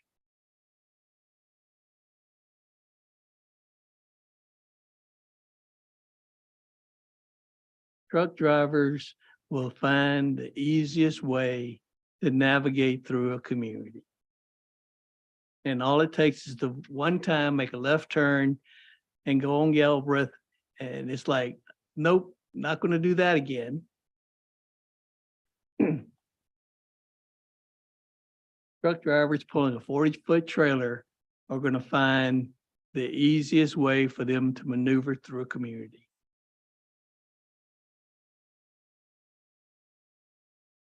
Well, that's why you have so many complaints from residents when they, Well, Well- residents who buy a home near a commercial industry, and they start complaining, I think of residents who buy a home under a flight path into an airport. The airport's been here. When you bought, you knew there is airplanes flying overhead. And granted, truck drivers do make mistakes and drive through residential areas. But they don't make a habit of it.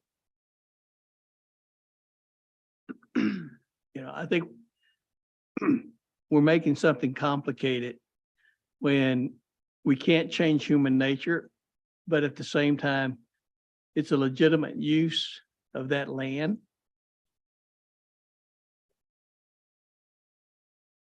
And it, you know, right now it's a vacant field. We turn it into a transfer point. If it's producing revenue, that revenue is going to get taxed.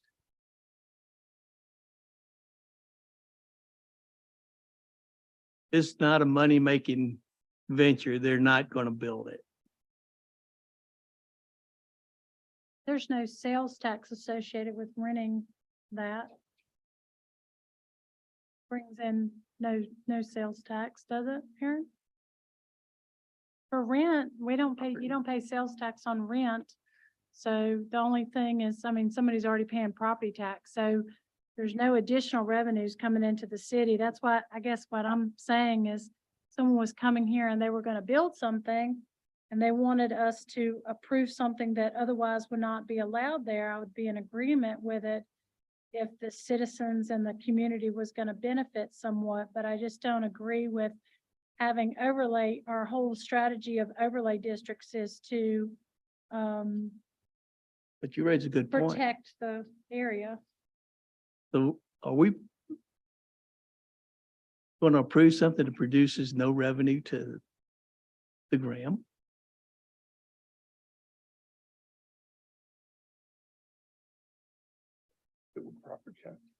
They're already paying property tax.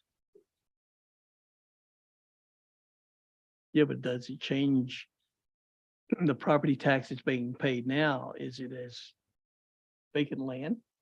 It's already been reassessed. It's not gonna change the value, as you heard from their own appraiser. Not gonna increase the value of, that's what I'm saying. It's like you're allowing something that you're having to hide with landscaping and fencing, and think there's a higher and better use. Also for the, I mean, property owner can do what they want, but this is not an acceptable use, standing on its own merit. We have to, I guess my feeling is that, you know, what's the point of having a land use plan and saying, in this area, you're gonna have this, and in this area, you're gonna have 12,000 square foot lots, when every single time somebody comes up here, you make an exception for it. And I'm not saying this council has done that, but councils in the past seemed like nothing was ever turned down. And, you know, I just think we have to be thoughtful in the development and what projects we make exceptions for. And But you raise a good point. If it's not generating, if it's not going to produce any revenue to the community. Madam Mayor, if I might, if you're willing to reopen the public hearing, Mr. Patterson, the real estate appraiser, would be willing to give some additional testimony about the valuation of this property with the development. with what? With the plan of development for the property and how that would impact the value of that property itself, not the adjoining properties. The special use finding was an adverse effect on adjoining properties. The question that I hear council discussing now is the valuation of the property to be developed itself. And he's willing and able to provide some additional testimony if you want to reopen that public hearing as to that question. Sure. Do I have a motion to reopen the public hearing? Make a motion to reopen the public hearing. Do I hear a second? Second. All in favor? Aye. Again, Glenn Patterson. It has been my observation in my 30-some years in commercial real estate that if anything's touched on a commercial piece of property, it's going to be revalued. So this piece is sitting there as being mowed. You got trees on it. It's going to be gravelled. It's going to be fenced. And I would almost put money that it's going to be revalued and revalued considerably because the use is changing for it. You're also going to be bringing in revenue to the property owner. You're bringing in trucks, people that are actually using facilities within the city, whether those are retail facilities, whether it's downtown or whatever. I would say a lot of those folks may not be from around here. They may be using the motels in the area. So you're getting revenue there off of the commercial aspects of it. But from what I've seen with these kind of things is that it's going to get revalued because it's being improved. And that's why it gets revalued, is because it is improved. They're not going to drop the value of it because they're starting to use it. It's a different use and the county's going to look at it that way. And so therefore that benefits the city because it is in the city. You're going to get more taxation on that as well from the real estate side of things. But if there was a development that came there that actually had a building and a use, that would be more value, correct? Well, of course it would.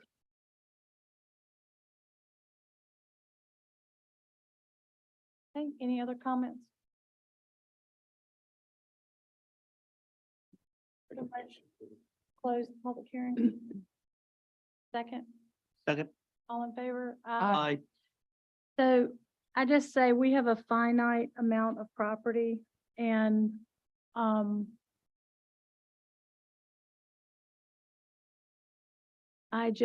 I'm not in favor. I don't believe that they have shown me at least, or convinced me at least to,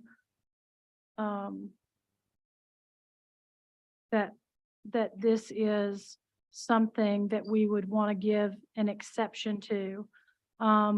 This particular property several years ago was being eyed to put up a commercial building, spec building, I think by Samet.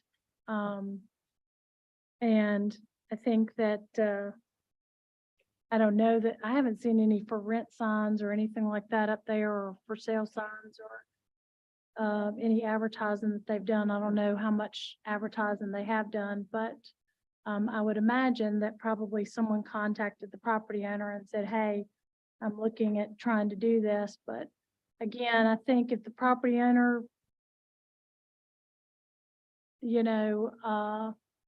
he knows what the acceptable uses are, and that's by the zoning. And to me, if I'm going to make an exception to that, I want it to be something that is going to benefit the citizens. I don't believe the value is going to go up a lot with putting gravel down and putting a bunch of storage trailers on it. You can't even, tax the equipment. I mean, at least with the building, you're taxing equipment, you're taxing the building.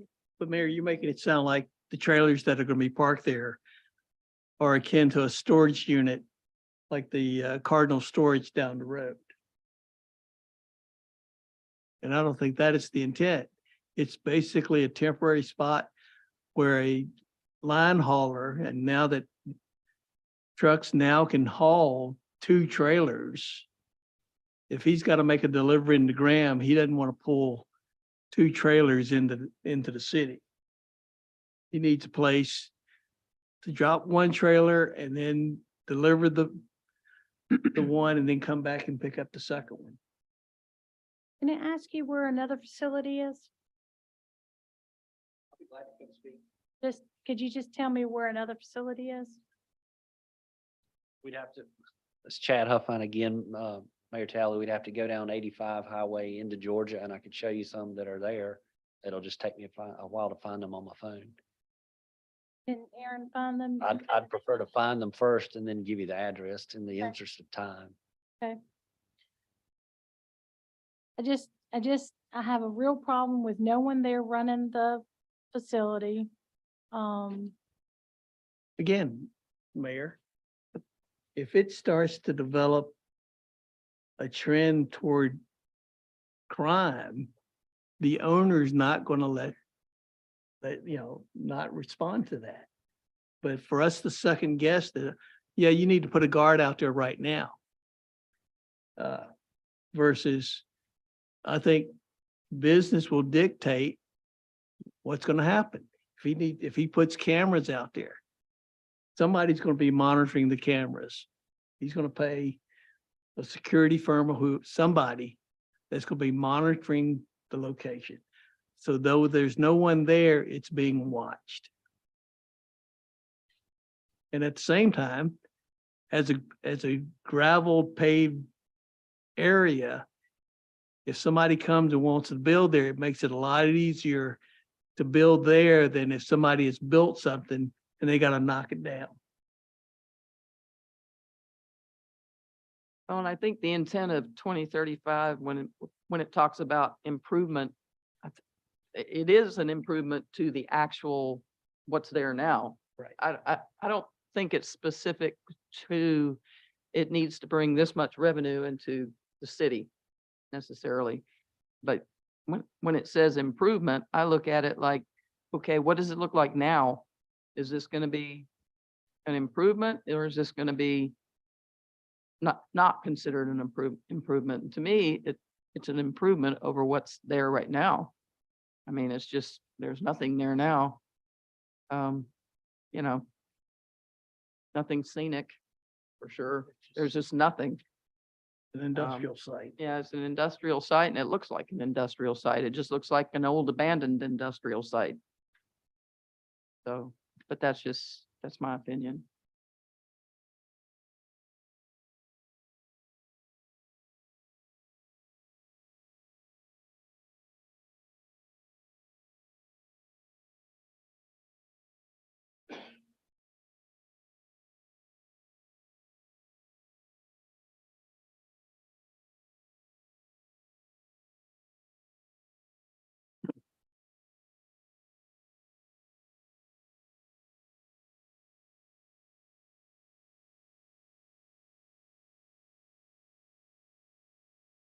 And I'm sorry we have to do this in the meeting, but we're not really allowed in a quasi judicial hearing to go out and do our own research. We have to do everything in a public forum.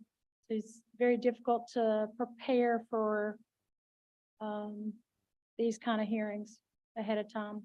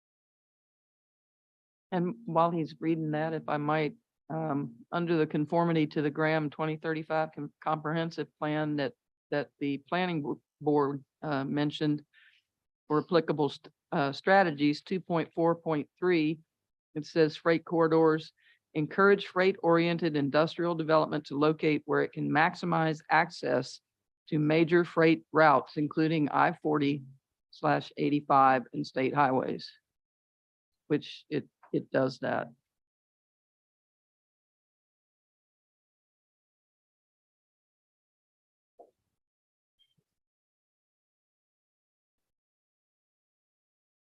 But this isn't designated as a freight corridor. Says it will encourage.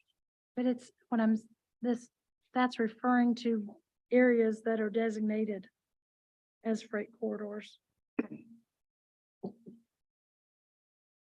You But guys, one could make the The argument, Commerce Park. you guys gotta remember, there is a 200 lot subdivision that's being built on Gilbert. It's gonna add significant amount of car traffic through this road. And if a tractor and trailer misses the turn on Ivy Road, Woody Road, they're gonna go to Ivy Road, which the intersection won't support making a left-hand turn.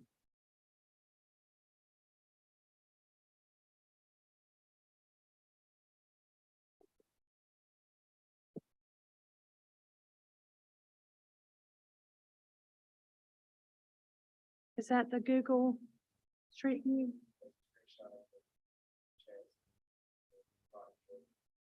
Can you go to the Google Street View?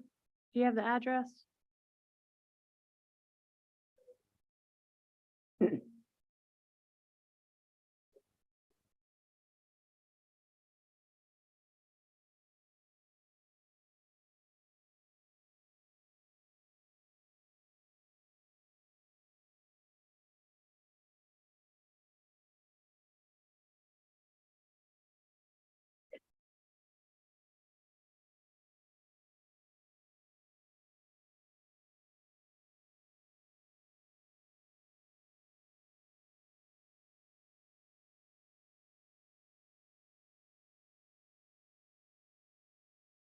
Used at the bottom here.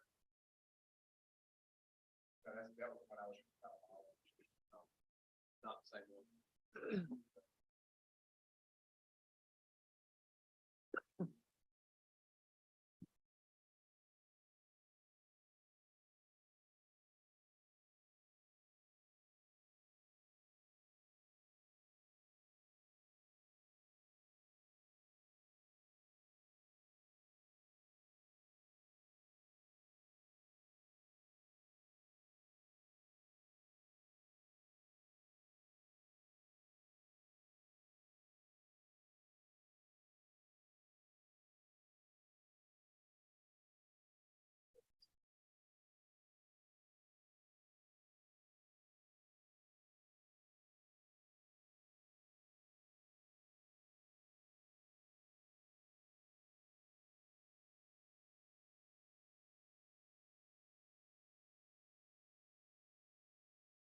But that's the right way to understand that. That's the right way.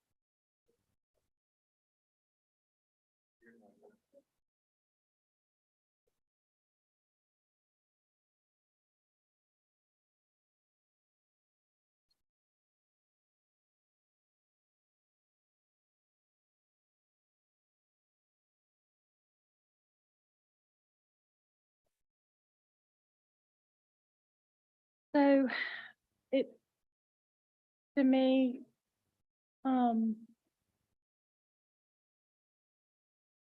you're allowing people that are going to be paying taxes in other states and other counties to come here, use your property, tear up your roads, as you see here in this picture, use your property, and you receive nothing. I mean, taxation is a form of, you're here, you're living here, and that's why you're taxed here.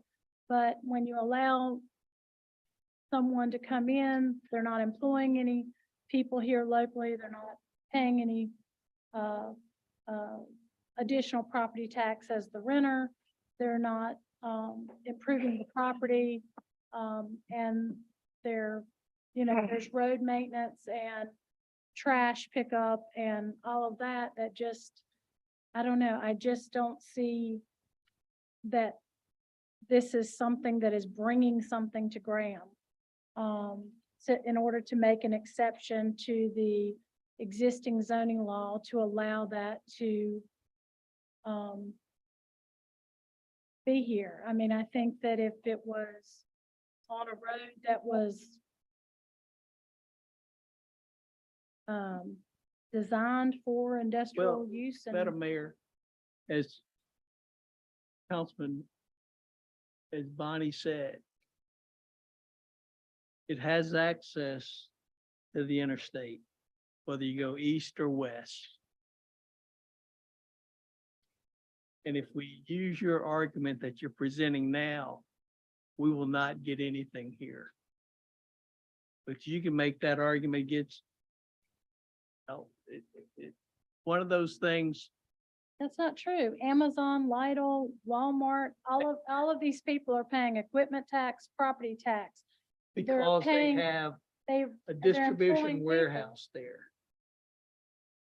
they're employing local people. They are paying employment tax. They are paying property tax.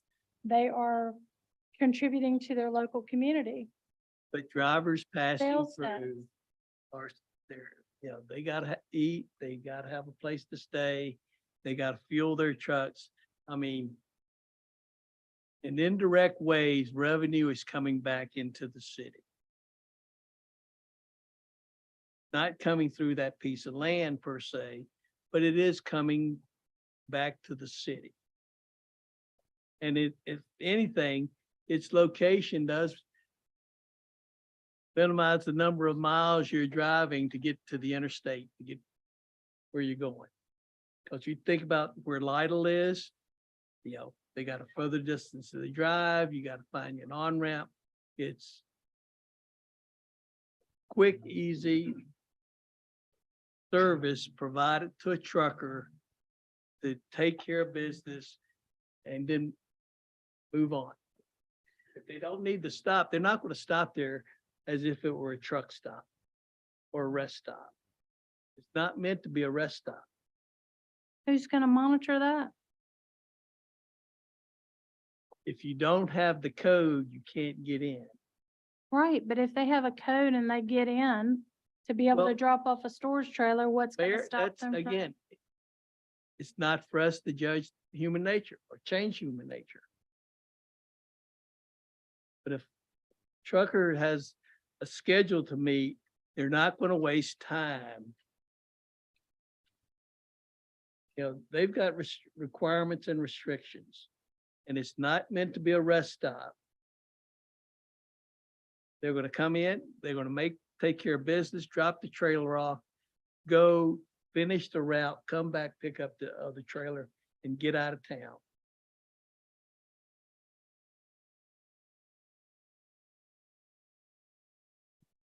Well, whether it will or will not bring value to the city of Graham, I don't think it, on the other 6 items, that don't think that it complies with the zoning. I definitely don't think that it complies with the 2035 development ordinance, comprehensive plan, 2035 comprehensive plan.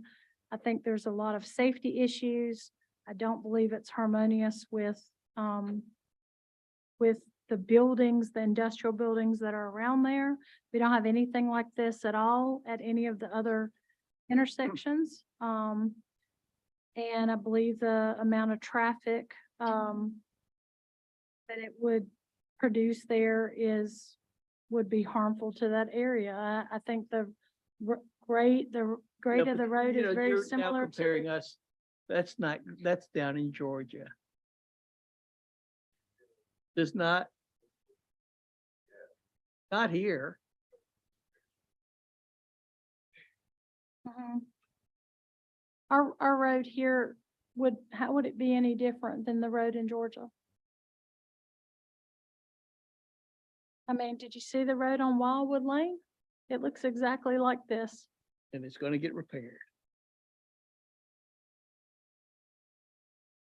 You know, At what? The Madam tax- Mayor, I guess, I just don't want it to have to cost the taxpayers to have to pay for something in which the developers are contributing nothing to either on DOT the roads, right?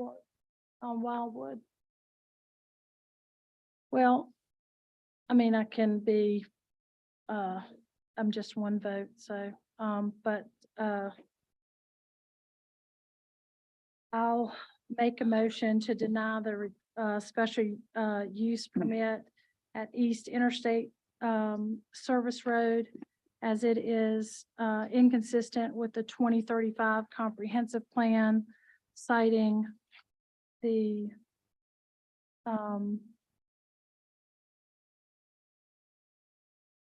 that it does not comply with the existing zoning, that there are safety concerns in regards to the fencing, the lighting,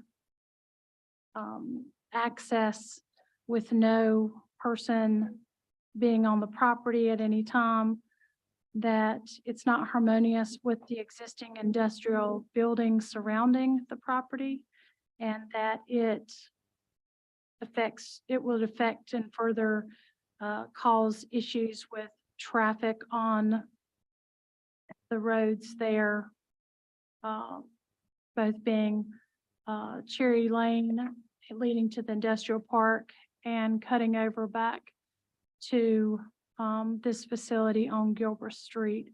And that by the testimony given by the applicant, they stated that it would neither injure or improve the value of the neighboring properties, and that signage would need to be, that they presented no evidence that signage would help in the traffic issues. They presented no evidence to me that signage was part of their plan to be able to meet and address the traffic issues of the tractor trailers turning left.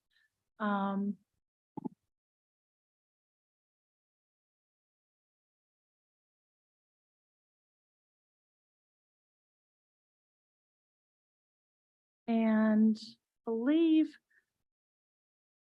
they also stated, and please correct me if I'm wrong, that there would be no guard or person on the property monitoring the property, and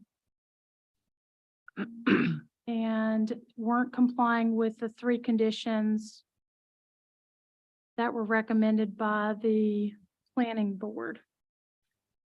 And I'll cite the strategies being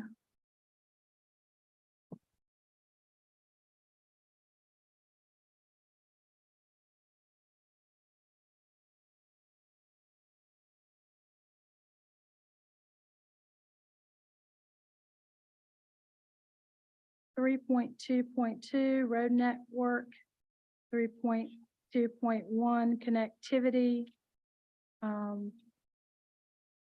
with residential and commercial developments.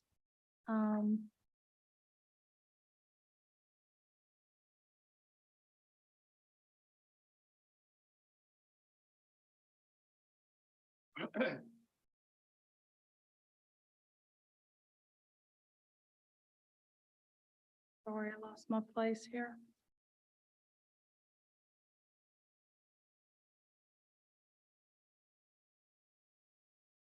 And in regards to the commercial corridor on page 37 of the 2035 plan, I use that as reference also for the motion. Second your motion, Mayor.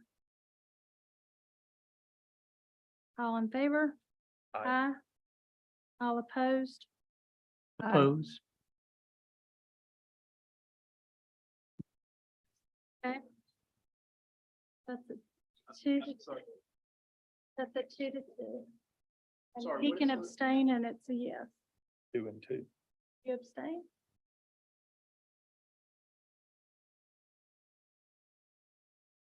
I think they could.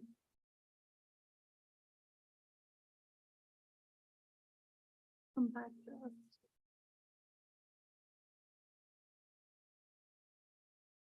I'm gonna agree with your recommendation, Mayor. Thank you. Motion passes 3 to 2. I think the Sorry, what is Mr. Parsons' vote? he's agreeing to deny. I thank the applicant for coming before the council. I think you did an excellent job presenting your case.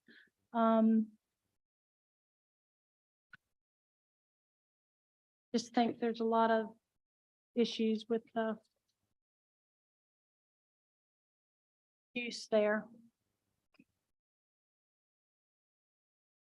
Madam Mayor, I would like for us to move the board appointments and commissions to the next agenda item. So all of these wonderful people doesn't have to sit Sure. here.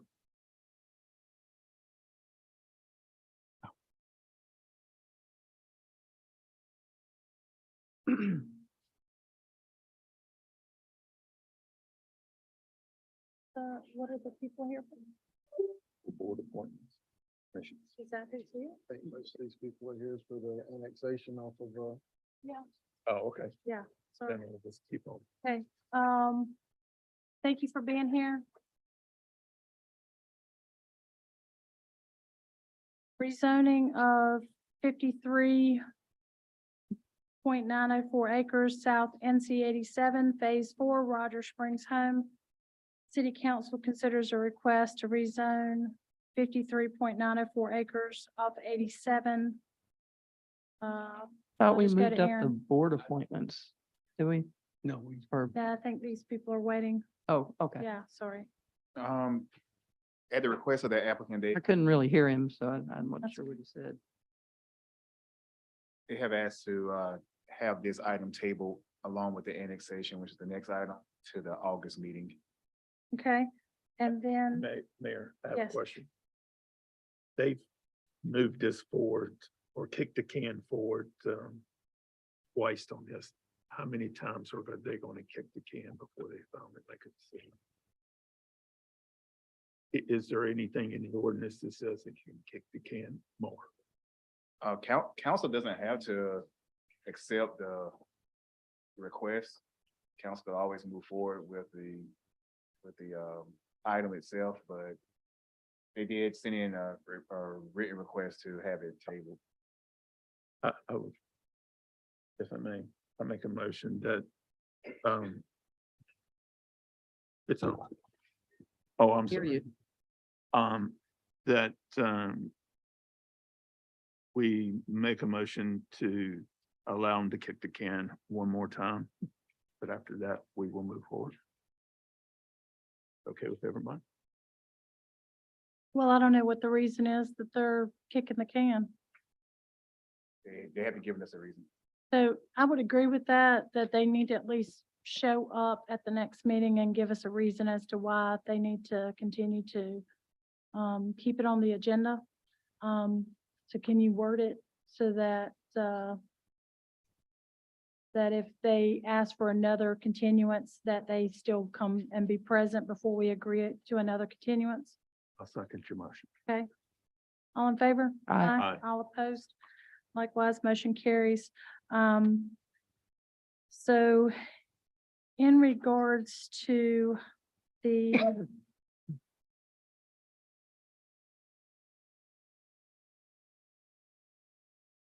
annexation 53.904, sorry. In regard to the rezoning of Kimry Road, 68.791 acres unzoned to I-1 light industrial, city council requests a rezoning of this acreage, and I will recognize the assistant city manager. Thank you, Mayor. This item was also tabled from last month. As you said, this is a approximately 67 acre property that's currently unzoned, it's being requested to be zoned to an I-1 light industrial zoning for the purpose of developing an industrial site in the future. The property is inside the employment district future land use zone. The future land use plan notes that the employment district is a joint land use area between Medvin, Graham, and Alamance County. The desired pattern for this area is to accommodate a range of employers and provide office space, industrial space, commercial space, institutional space, and residential housing. This request is accompanied by an annexation that will be heard at later in this meeting. Planning board did recommend denial for this item. Staff does recommend approval. Madam Mayor, I make a motion, we open the public hearing. Do I hear a second? Second. All in favor? Aye. All opposed? Anyone here to speak tonight on the Kimry Road rezoning?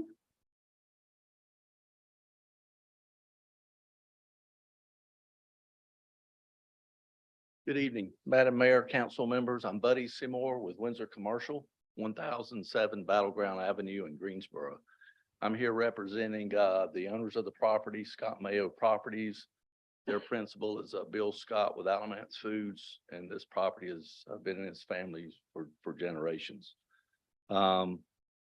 We are serving as a partner and a developer on some other property adjacent to this, which is off of Governor Scott Farm Road and Senator Ralph Scott Parkway, which currently is the home of Amazon.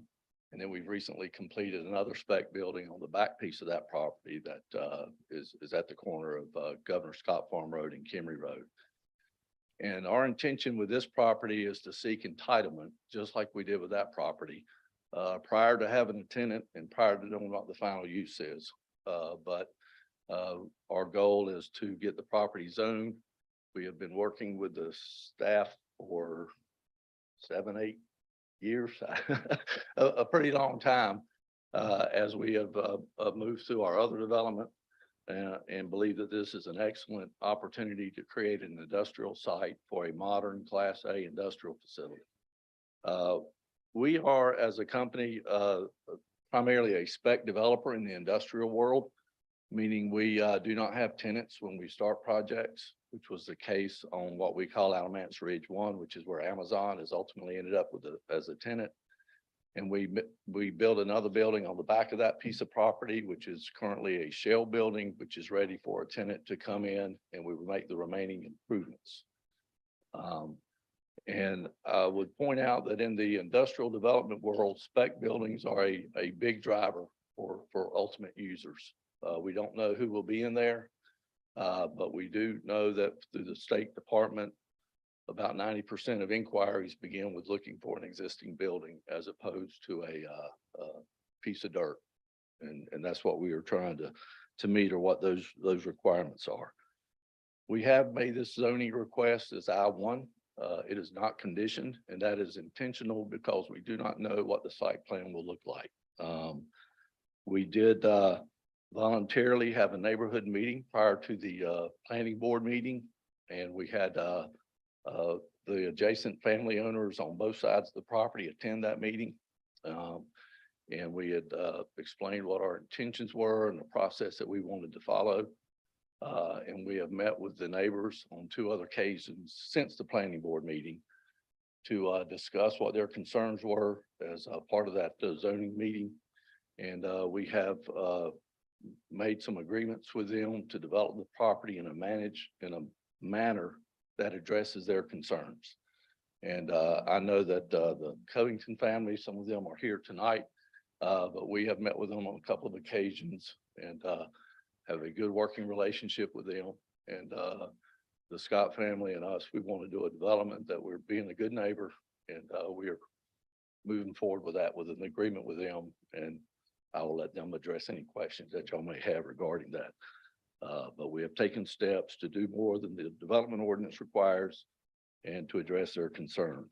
I would point out that we would, if we're fortunate enough to get a tenant in the first building and we have a successful rezoning tonight, we would look forward to potentially doing a spec building on that project as well.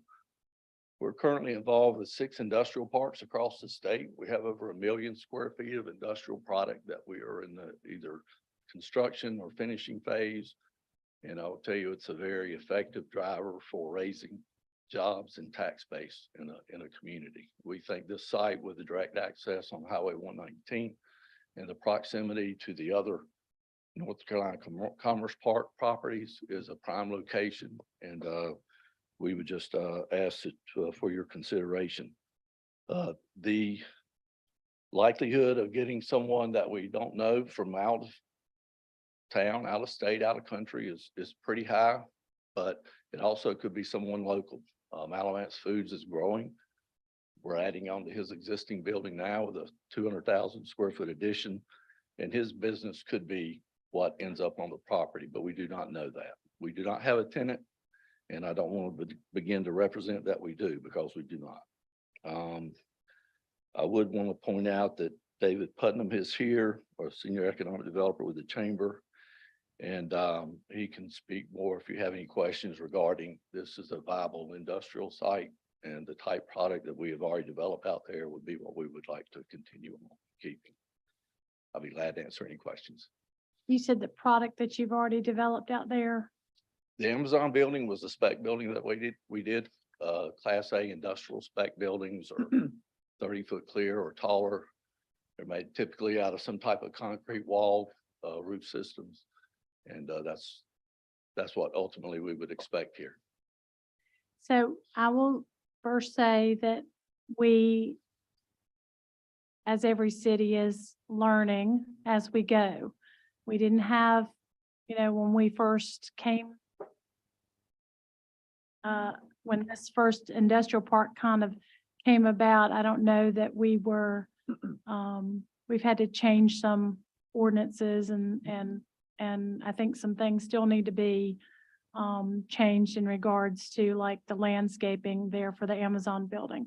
It's a beautiful building, but when you completely clear cut all the land out there and then you plant back very immature trees, the scale of the building makes those trees look even smaller. And I think that, in your mind or maybe on paper, things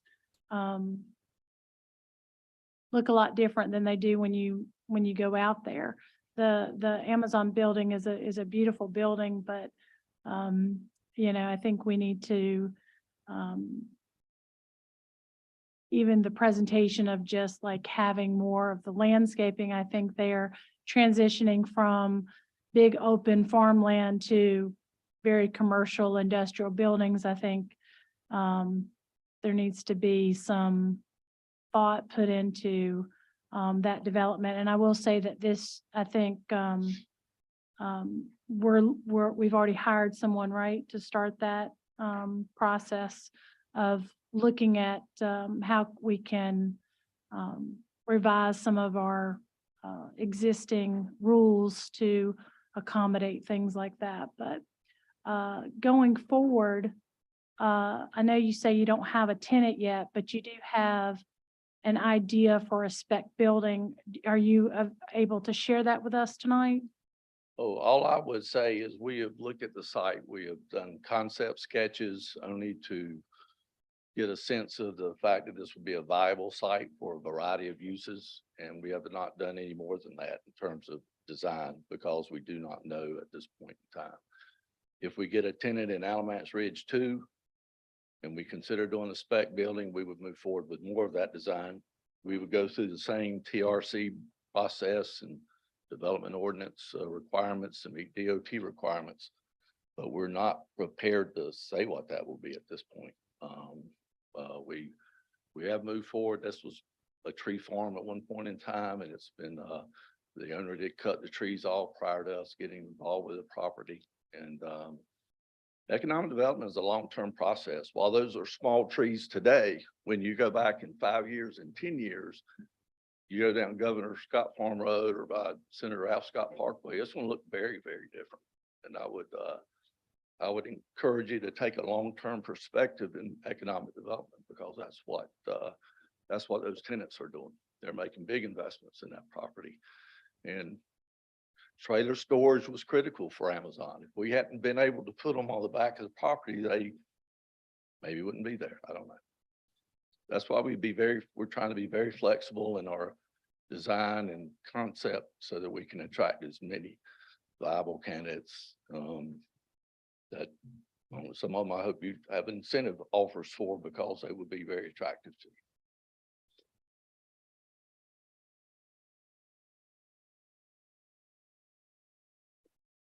So would that be, that wouldn't be, still have to get a special use permit in order to do storage trailers there as well? Well, I don't know whether we would or not. I would tell you The that heavy- we're interested in investing in something more than storage trailers. Okay, Yeah. that's We probably have $50 million in the other side over there at least. It's ancillary to for Amazon, it's ancillary to their actual main use. So that's part of their business. It's not the only. primary, yeah, okay. Primary use. Hey, Bonnie, do you have any questions? Right. The surrounding areas all look like there's a lot of residential stuff around. What are these surrounding areas zoned as right now? They're unzoned. They're Well, unzoned? This property is out in the county. Out in the county? Mhm. So we're growing out there and this would be the first time any of that property would be zoned. Okay. But it is part, or was thought to be an extension of the, NC, Commerce Park. Yeah, it is a designated employment center. I don't know that it fell in the final layout for what is the official North Carolina Commerce Park, but Was this not part of the land that they initially tried to get into the first design of it, but then it was initially, I agree with that. that's what I was, Yeah, I'm sorry, that's what I was trying to say. They were trying to get it in, but obviously not all property owners at that time. But I think they thought in the future, it was like future development of the park. I would just point out on this diagram, I the think properties so. to the right of that are the residential lots that we met with the neighbors on a number of times. To our left of that is a stream, which will have a pretty large buffer that follows that property. In the upper right-hand corner is another creek that runs across there, so there will be a buffer there. And then the back pieces of property are where the Amazon, the Lidl Foods and all are the other portions over there, just to make sure everybody's oriented. My other question is, because in our paperwork, it doesn't say why the planning board voted against it 6-0. Well, I was Oh. there. It tied 3-3 twice. So I guess my question then would be to Aaron, why was it denied by the planning board? Because there's nothing on our paperwork that tells us why, I'm curious as to what their reservations and concerns were. Yeah, and Chairman Ward could probably speak to that a little bit better than I can, but there were concerns that were presented by the neighbors that were out there. But as Buddy said, since then, I know that he's met with several of them, but I'm not sure if any of them are speaking in opposition or not tonight, because we had to actually get further along, but Dean, am I on that? It was basically the concerns of the neighbors that sort of steered that denial. Okay. It was tied twice though, prior to that last vote. Okay. I got the you. impression that it was because they didn't know what was going there. And I don't think they're necessarily against a project going there. But I think it makes everybody Nervous. feel Yep. a lot more comfortable Yep. for a developer, number one, that is adding to growing the city to actually present to the city what is going to be there. And then you'd probably have a 6-0 vote in favor. I mean, I know it's not required unless it's conditional zoning, but it is helpful to know what's going to be going there. It's hard to weigh that out when you don't know. I understand it's a challenging business for that reason. Yes. But I've been doing it for a long time, I've done a few million square feet of it. And we always do it to hold it for a long time and be neighbors that the community can be proud of. Have you thought about doing a special, doing a conditional use zoning application to bring before the council to get approved based on what your spec design would be? Because I'll just say that I think that, approving something, even if you have to go back and change it and you don't have, I think what percentage, Aaron, can you change in TRC and not even have to come back to council? It depends on what the actual change is related to. For something that's related to reorientation of the building or increased parking, like to what level are we talking about the change? Because there's a small percentage, it's very minute that the planner can deviate from what was approved by city council. I think in Buddy's case, by him just not knowing who's coming there, there's no way of knowing how to illustrate what that building or the orientation is going to be like. And then to go through engineering and all that type of review before they had to come to council, any change you make, you're gonna have to go back through it all over again because small changes require engineering review and ultimately a longer change in the TRC. It's amazing, these big companies looking at doing pretty big projects have very short timeframes. And we would be excluded from so many opportunities if we knew that process was going to be like that. So we're intentional about coming without conditions because we're not in position to know what they are. And I don't know if David would like to speak to the type of inquiries he gets, but the chances of us doing a site plan and getting conditional zoning that would be applicable to some of the folks that we would like in the community is very, very small. But didn't you say you were going to build a spec building if you get the zoning? I said if our other building got leased up, we would consider doing a spec building at that time. But the property, once it's entitled, would be marketed, and I suspect it would be one of the few sites that they would have of this size to satisfy so many of the projects that are coming and looking.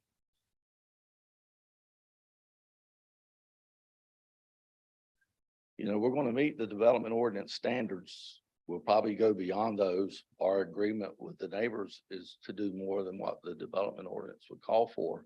But Which is what? we would build a wood privacy fence along the property line with them that would be 8 feet tall. That is more than what the development ordinance would require. We're going to maintain the buffers along that side to the best ability that we can. But again, we don't know the configuration. We agreed with them that we would not have trailer storage designated up against that property line, because that was one of their issues with the noise. They hear those dropping at other locations. We're in agreement with that. Where's their property? It would be the red line on the right. And they have a house Yeah. there? There are three residents along the property line. Yeah. Well, I'll just say that for special use, for conditional use, those are designations that everything you just said, we can put in the requirements for the use of the property. And so if it's your intent to be able to do that, I think, that makes it very easy. But when you get a straight zoning, we can't make you put in the fence at that point. Understand We that. can't make you have the buffer. We can't make you have the trailer storage. So, we just have to take you at your word that you're gonna do that. And then when someone says they're gonna have a buffer, and then their interpretation of, the neighbor's interpretation is that you're gonna leave the buffer that's there, which is all mature trees. But then maybe your interpretation is that you're gonna clear cut all those trees down and just plant back trees that are new trees, and go by an existing landscaping buffer ordinance that we have, for the property Right. as it abuts. So, how you can see how things get messy. I So understand that, but that's what character is all about. I agree. That's the way we do business.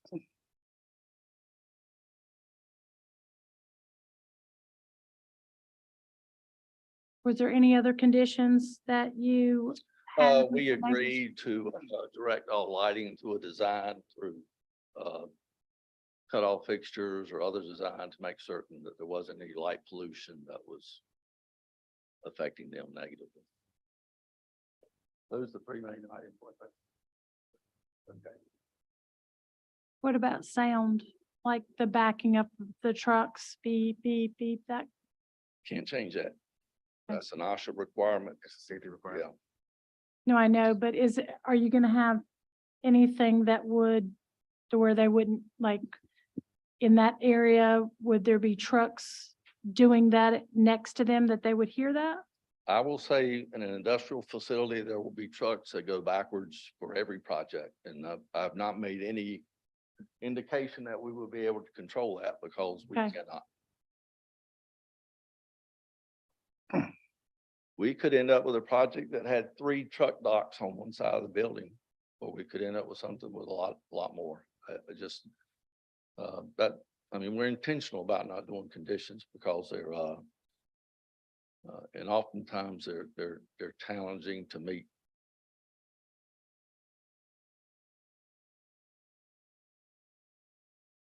All right, Joey, do you have any questions? No, ma'am. Ricky? Questions? No, ma'am. You ready for a motion? No, we haven't closed the public hearing yet. I'll be glad to come back. Thank you. Is there anyone in the audience that would like to come speak? Yes. Madam Mayor, just a couple of points and clarifications. Mr. Seymour is being somewhat modest in describing the project on this property. They have in fact submitted a very preliminary plan to the city of Graham for a warehouse spec building of 788,550 square feet. That's what's labeled on the submission that the city has received. Also, possibly not through Mr. Seymour, but the North Carolina Department of Commerce has begun a marketing program to find a tenant for a building of 788,550 square feet on that location.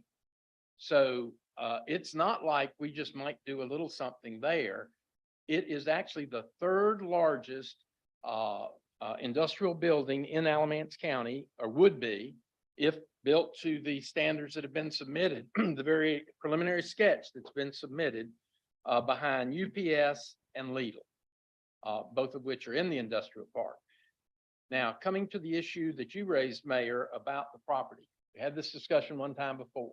The triangle between Kimry Road and 119 going to Jim Minor Road was at one point in the very early stages a part of the proposed industrial park, so-called Hallfields area, now officially labeled the North Carolina Commerce Park. That triangle is no longer in the industrial park. Therefore, this property, I'll let the city officials confirm, in as much as it's outside the industrial park, it would be entirely Graham's jurisdiction, entirely Graham's taxes, entirely Graham's revenue. There would be no sharing, unlike the 3-way sharing within the industrial park. It would be entirely Graham's. Just for information, we've confirmed previously with the tax administrator that this property is not within the confines of the industrial park, which runs along Kimry Road.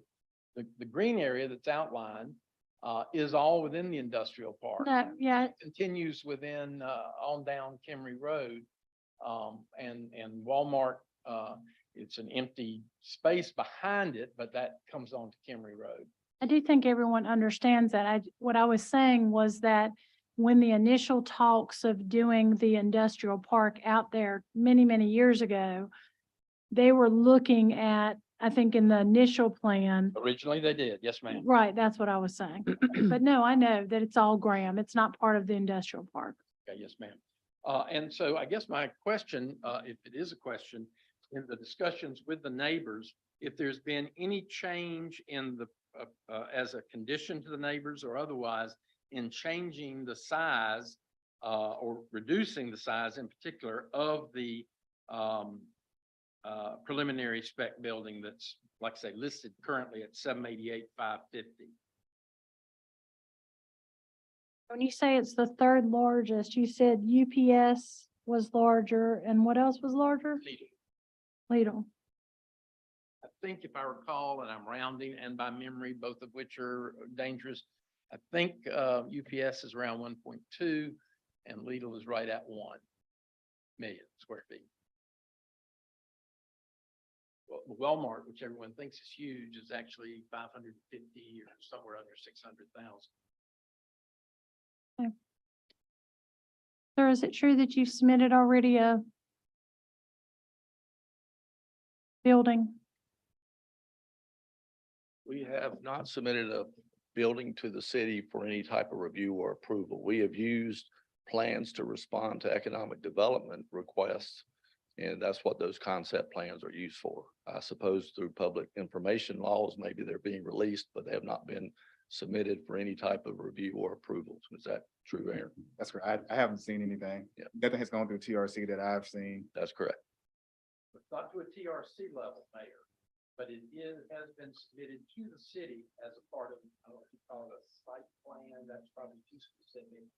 But it shows both the Amazon building, which they've already finished, spec building, which they finished and trying for tenants for work, and then shows the third building, 788,000 square foot building on this lot in some consideration. If it's been submitted, it's been submitted at a conceptual level at best to Cameron. I haven't seen anything, so. Yeah, and that would have been for a recruiting effort for a prospect that probably the state had.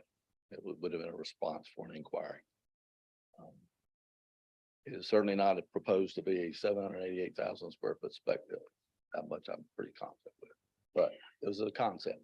Well, there was a big, uproar with, intersect from people on Cherry Lane about a building, that was comparable to that, around 800,000 square feet, in which no one was, the building couldn't even be built because of the, waterways and Diener and all that. So are you saying that a 788,550 square foot building could be built on that property with the existing topography? I believe it could. Or we never would have presented it to a prospect. Okay. I'm certainly not saying that's what will be built. That's my whole point with not doing a conditional zoning.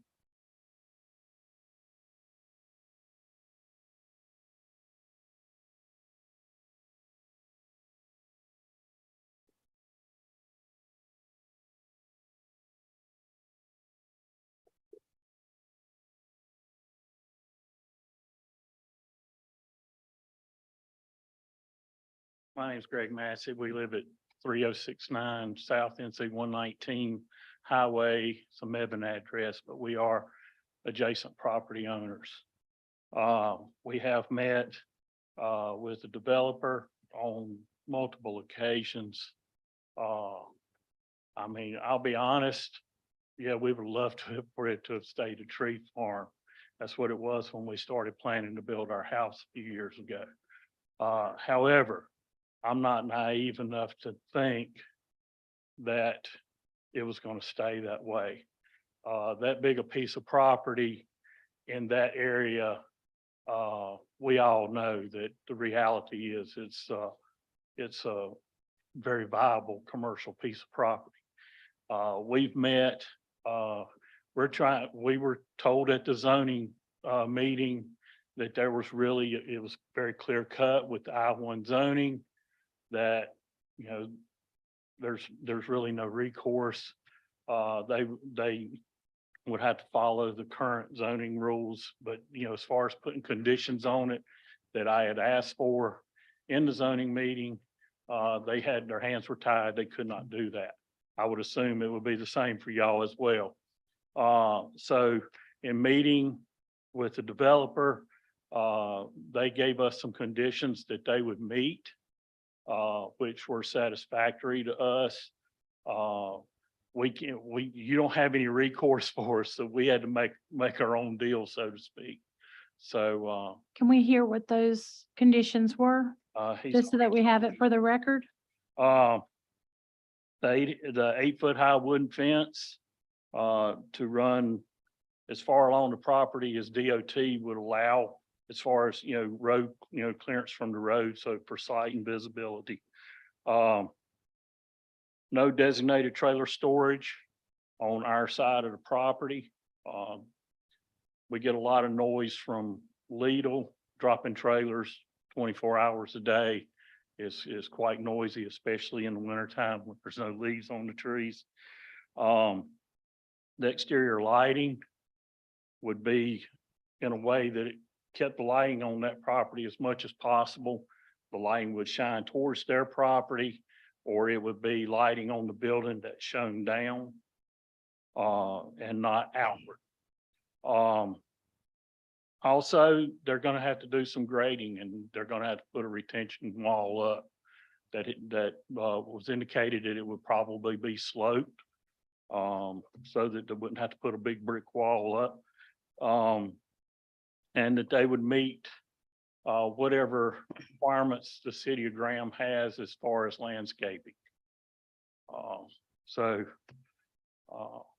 as you can see, that's what. I just want to say that landscaping in front of an industrial building, which is, I'm sure when those designs were made, no one was anticipating. I mean, I don't even know if 800,000 square foot buildings, I'm sure there was none in Graham. So when they look at landscaping, just on the sheer magnitude of the building, it just really looks very Sparse. yeah. And I agree. when you're used to, I get that trees have to be cut down. I'm in favor of development, all of that. I'm in favor of the industrial park growing.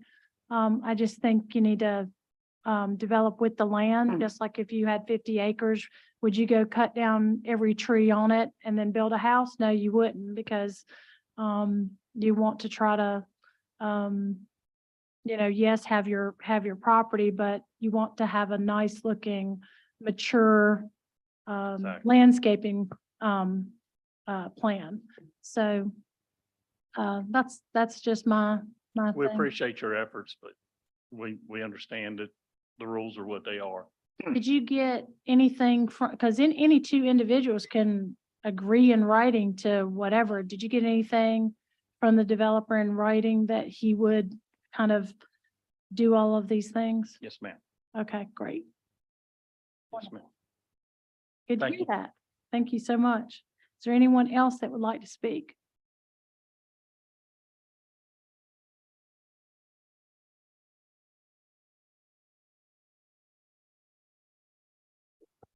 Madam Mayor, I make a motion to close the public. Seeing no one else to speak, do I hear a second? A second. All in favor? Aye. All opposed? Motion carries.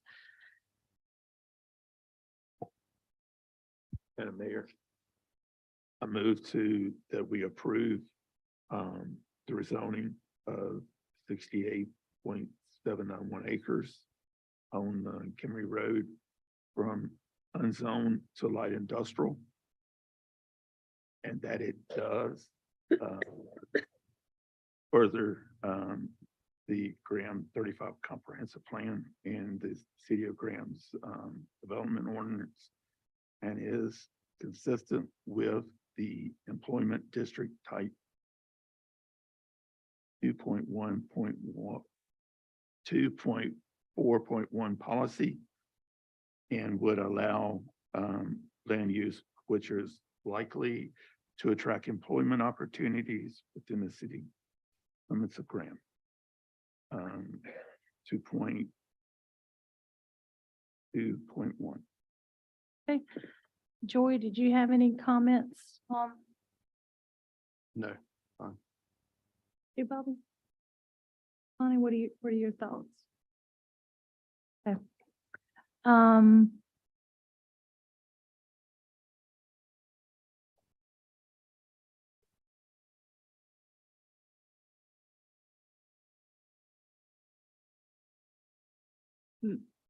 My comments are that I'm happy that the developer met with the residents out there and was able to kind of put their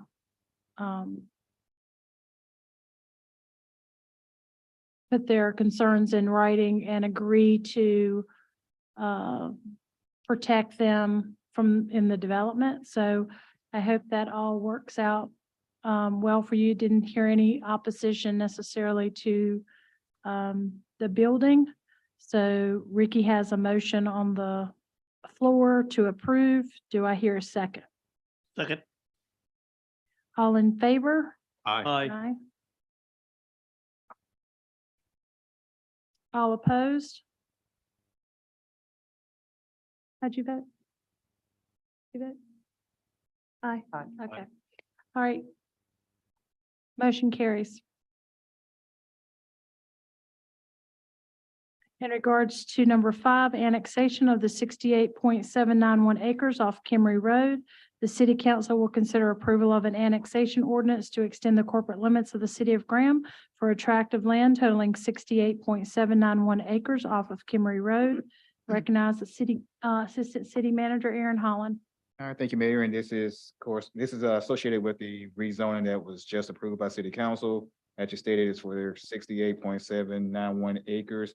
Water and sewer are located near the property down Governor Scott Farm Road, and the applicants wish to extend the services to tie onto the city's infrastructure. New industrial development generally creates positive tax revenue for the city, and because the public services are being connected at this site, the cost to the city is minimal. Staff does recommend approval. Do I hear this is a public hearing? Is there anyone here who'd like to speak on the proposed annexation of this property that was just rezoned? Here, yes, sir. Okay. All right. Hearing no one else wanting to speak, do I have a motion to close the public hearing? Make the motion, we are closed. Do I hear a second? Second. All in favor? Aye. Aye. All opposed? Motion carries. Do I have a motion on the floor to, in regards to Kimry Road? Madam Mayor, I move that we approve the annexation ordinance to extend the corporate limits to the city of Graham for a tract of land totaling 68.791 acres located off Kimry Road. Madam Mayor, I make a second motion. All in favor? Aye. All opposed? Motion carries. Annexation of 57.106 acres off Little Creek Drive. City Council will consider approval of an annexation ordinance to extend the corporate limits to the city of Graham for a tract of land totaling 57.106 acres located off Little Creek Drive. I recognize Assistant City Manager Aaron Holland. Thank you for being here tonight. All right, thank you, Mayor. As you stated, this is to extend the corporate limits to include the 57.106 acres here off of Little Creek Drive. The area being considered is for the applicants to tie on to water and sewer, which is located near the property along Little Creek Drive, Hanson Lane, and Palmer Drive. New residential development generally creates positive tax revenue for the city. And because the public services are being connected at this site, the cost to the city is minimal. Staff does recommend approval.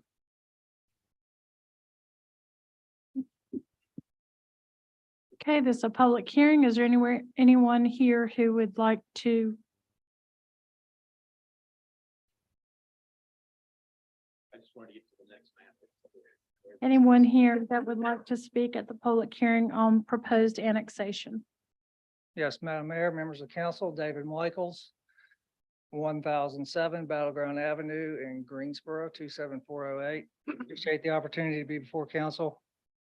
This is the culmination of a zoning case that was heard in May of 2021 for the Oakmont subdivision. We're now presenting this for annexation so that we can move forward with additional permitting on the site, water and sewer permits. We have submitted and had approved a phase 1 of this site for, I believe it's 42 lots. And we also have another site plan in that will be reviewed at TRC next Monday for the special use portion of the site, which was originally conceived as 70 townhomes. I believe that is now at 68, 69 townhomes. So procedural matter, I guess, to move forward with the annexation, and would request approval. Happy to answer any questions you might have. What is the access to this property? Is it only Wildwood Lane and Little Creek Trail? The access is Palmer. Palmer and Wildwood. Palmer and Little Creek. And there is a stub street at Hanson Lane that we have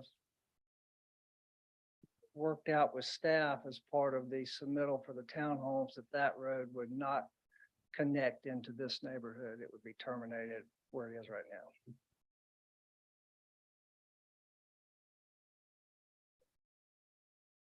Access to that would, to Rogers Road would be from Wildwood and Palmer. Well, Palmer, wasn't Palmer gonna get improved? Weren't you redoing Palmer? What did I think you were? I thought in that, No, I mean, I knew it was existing, but for some reason, somebody told me it had to be widened or something. It was, Palmer is 32 all the way up until the new development, and that's a residential area with 25. That one section for the new development. I don't know what road you're planning to put in. I'd have 'Cause we're at 32, I think now. to the site plan, whatever the city standard was for the extension of Palmer Drive or Little Creek. Either probably 25 or 27, I would So- imagine. so with this development, I know that we're supposed to be like an extra 2,000 cars or something a day. Is that right? I don't have those numbers in front of me. I think that's right. And how do we, I mean,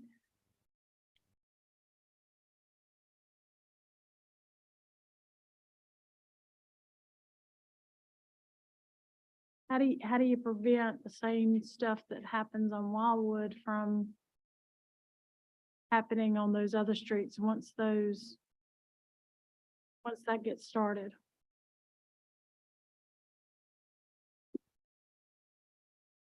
I mean, it's hard to say. I don't want to say anything that will put a negative light on the infrastructure that's in place.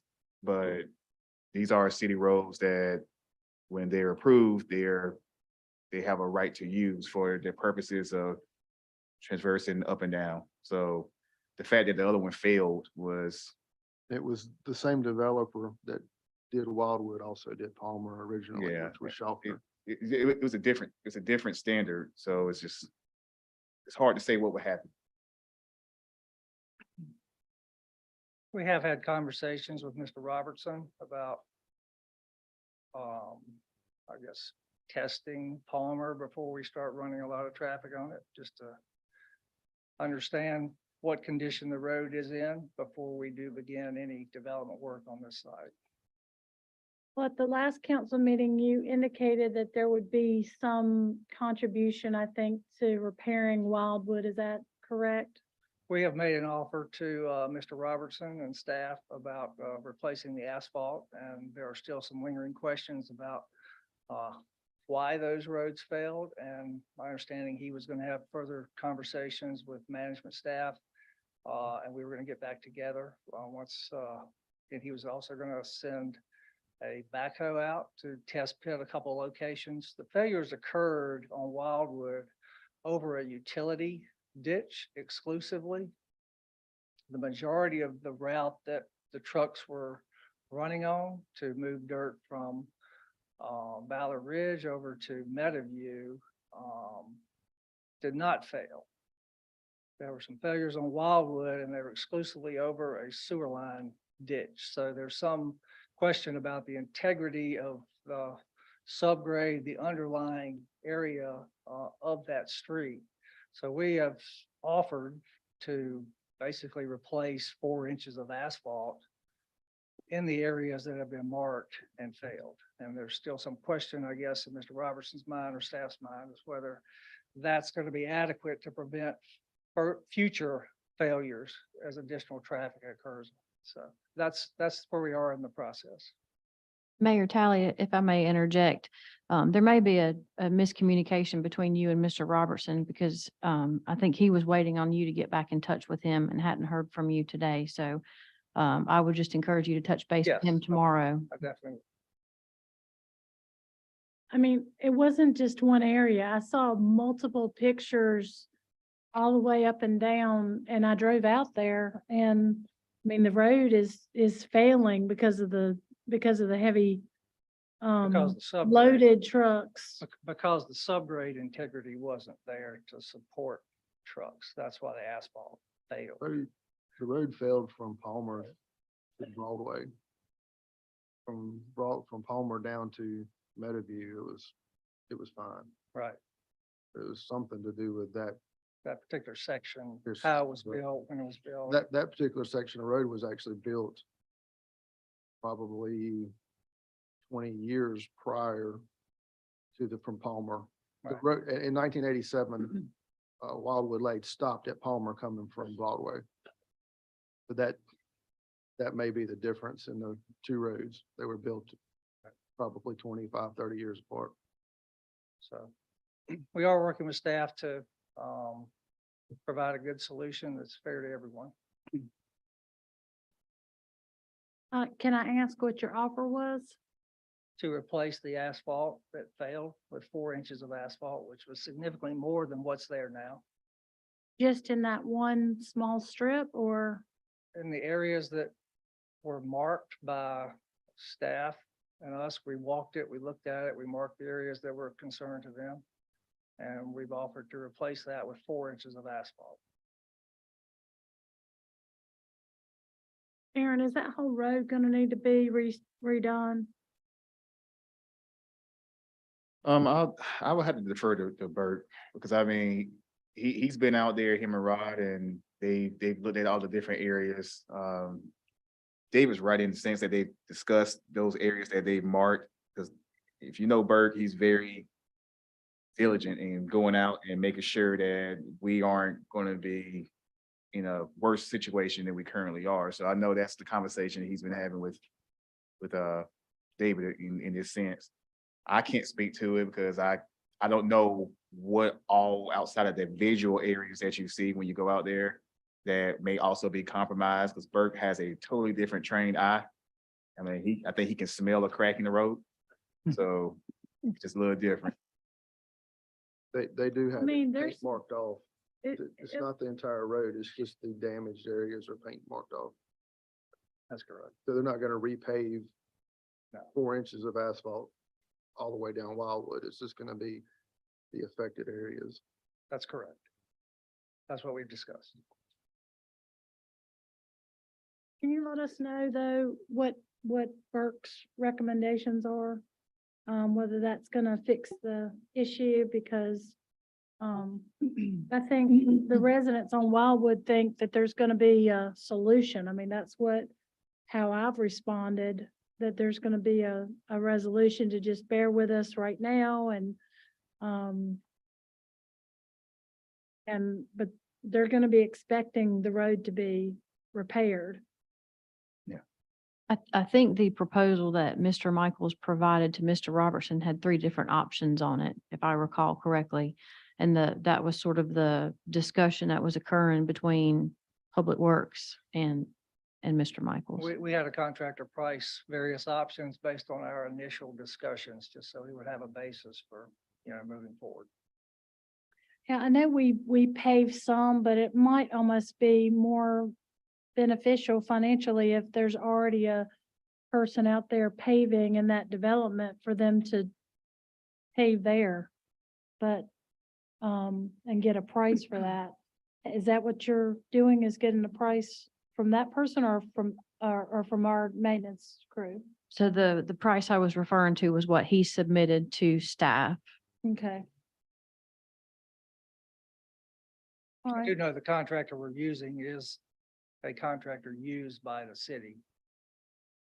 I've been told that by Mr. Robertson.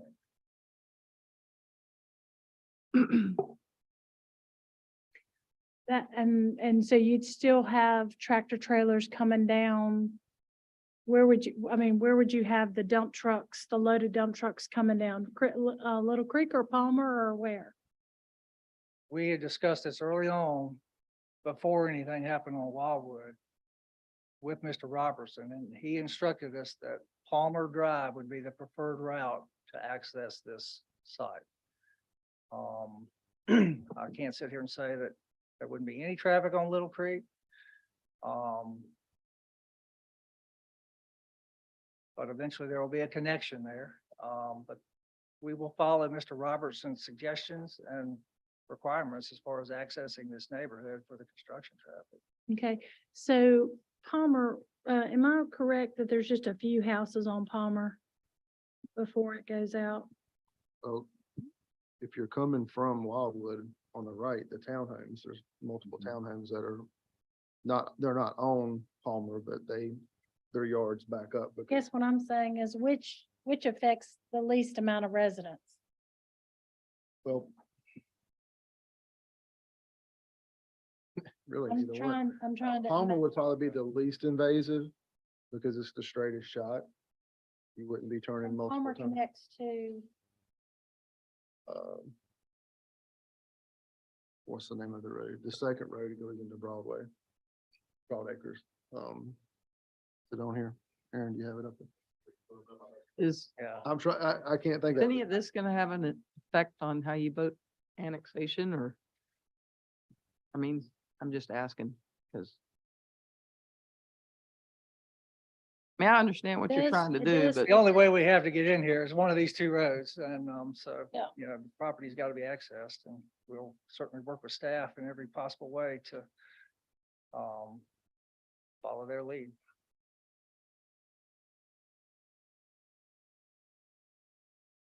and how large lots are these? Well, there's some townhome lots, and then this is the R12 open space option. And I ran some calculations based on the site plan that was approved. And these lots will average, based on that plan, 11,031 square feet. On average, there'll be some. And what's the smallest lot you have? I believe, Aaron, would you correct me if I'm wrong, is a 10,000 square foot lot on the R12 open space. Okay, This was approved by TRC or approved This was approved by council. prior council. Yeah, site plan was part of the zoning case in May of 2021.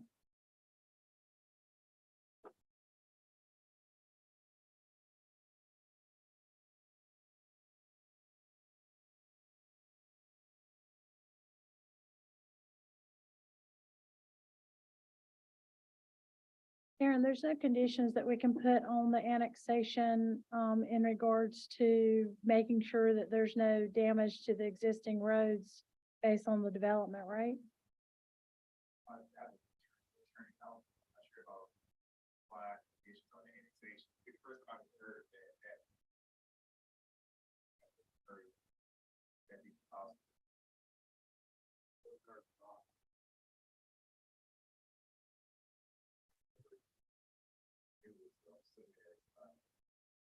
But you have talked to Burke about making sure you try to stay on. The problem with the Wildwood comments and the complaints about what was happening, it's like, well, if you send them on, and Aaron made a great point, he said, well, if you put them on another road, they're, it's just gonna tear up that road, then you're gonna have two roads that are failing. So that's what I don't want to happen with Palmer and now the other road, Little Creek. So how do we minimize that? Because I feel like we're gonna have the same situation with all this development that's going in Well, there. we're gonna, if we're getting off a route that the city hadn't chosen, I'm sure that Mr. Robinson or somebody else is gonna let me know about that. We do want to work with staff. Situation on Wildwood, the road did start failing early on, and we were instructed by staff to stay on Wildwood, don't go on the other Right. streets. And so, you know, we're gonna do what Mr. Robertson or Public Right. Works staff wants us to do as far as Okay. accessing the site, so. All right, anyone else that's here to speak on this for this public hearing for this matter? I got one more question. You said that they were not gonna connect. Is it Hanson? Is that the Right. road? They didn't want connection, as I recall. It's a very steep grade coming down from where Hanson is. That has been reviewed by the city engineer, Mr. Johnson. And he approved terminating Hanson where it is and not having a connection point there. And I think we actually eliminated, So what you have drawn here is not correct. I'm not sure what you're looking at, sir. Hanson is an existing road. We will Right. not have a street connection that ties into that. It stops. It stops Assuming that at plan is approved by. It stops at Whisper Ridge. It doesn't go to the proposed extension of Little Creek. Correct. Whisper Ridge does not connect to this. No, I'm talking about Hanson stops at basically Whisper Ridge now, and that's where it's intended to stay. There's a little bit. It does. It goes to the end of the back of those lots, but Yeah. it's not gonna connect over to the Little Creek Road when it cuts through. Right, It's gonna stay where it's at now and not tie in. correct. It will remain a dead end road. If staff has any requirements as far as how that road is terminated, then that will come up, I assume, at TRC on Monday.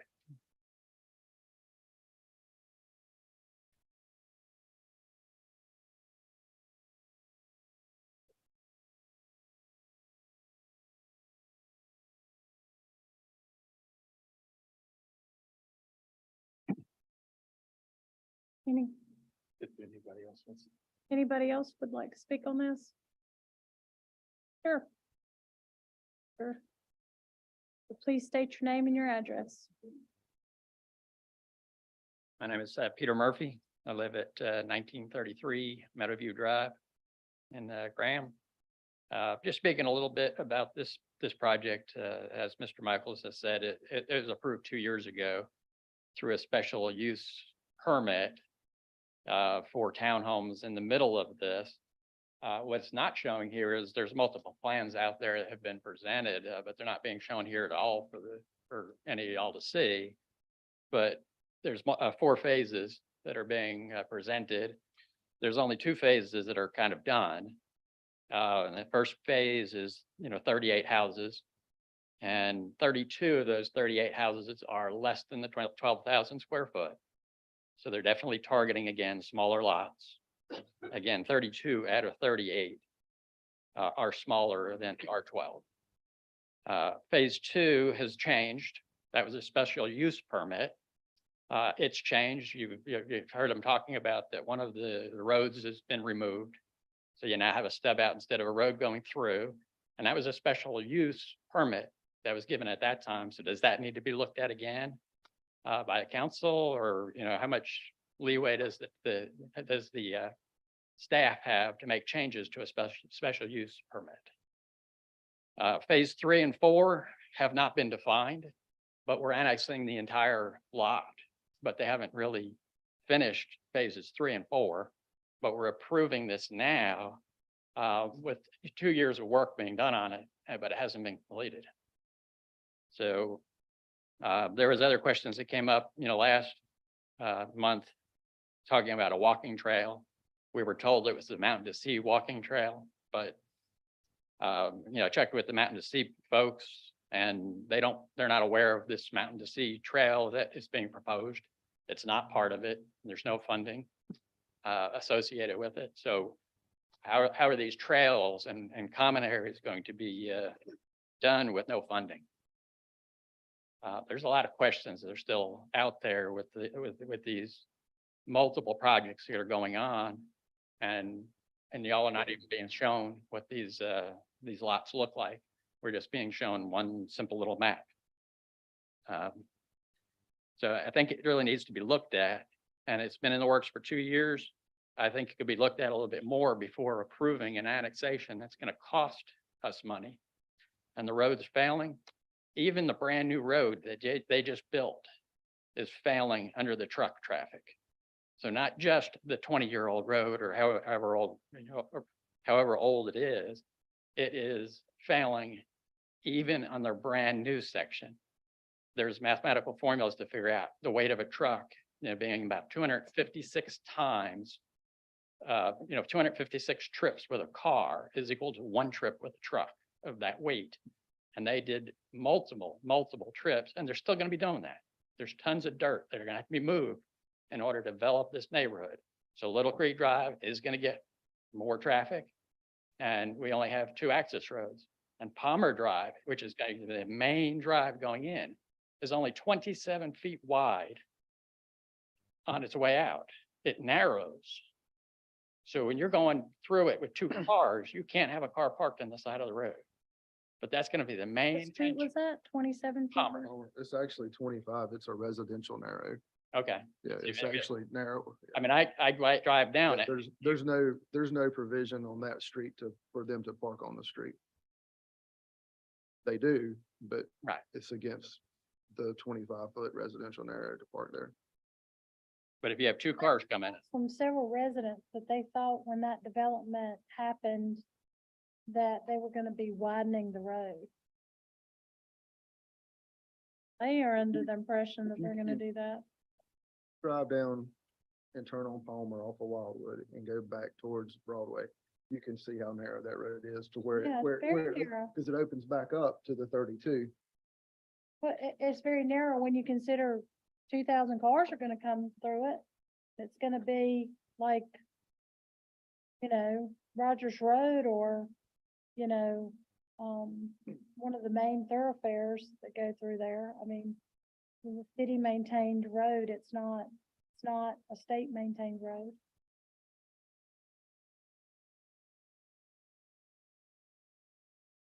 Guess my whole issue with this thing is that it was zoned R12.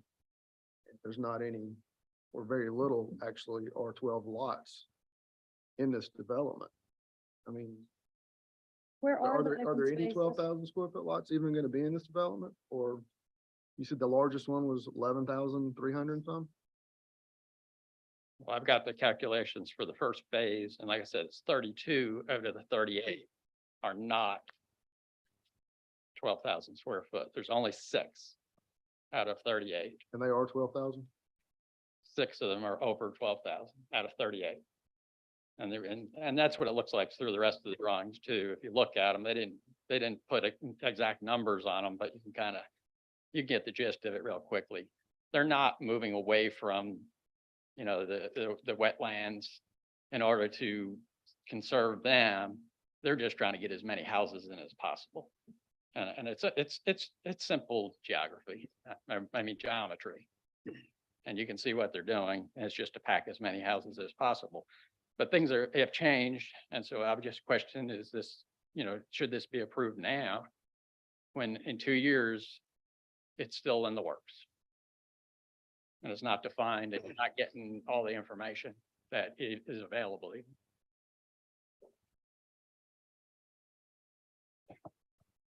That's all I had to add, but I appreciate you listening to this. Thank you.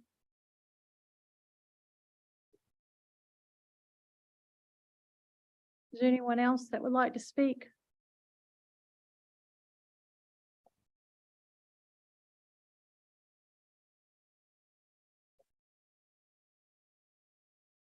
Yes, Mr. Michaels. Can I respond to a couple of Mhm. comments from Mr. Murphy?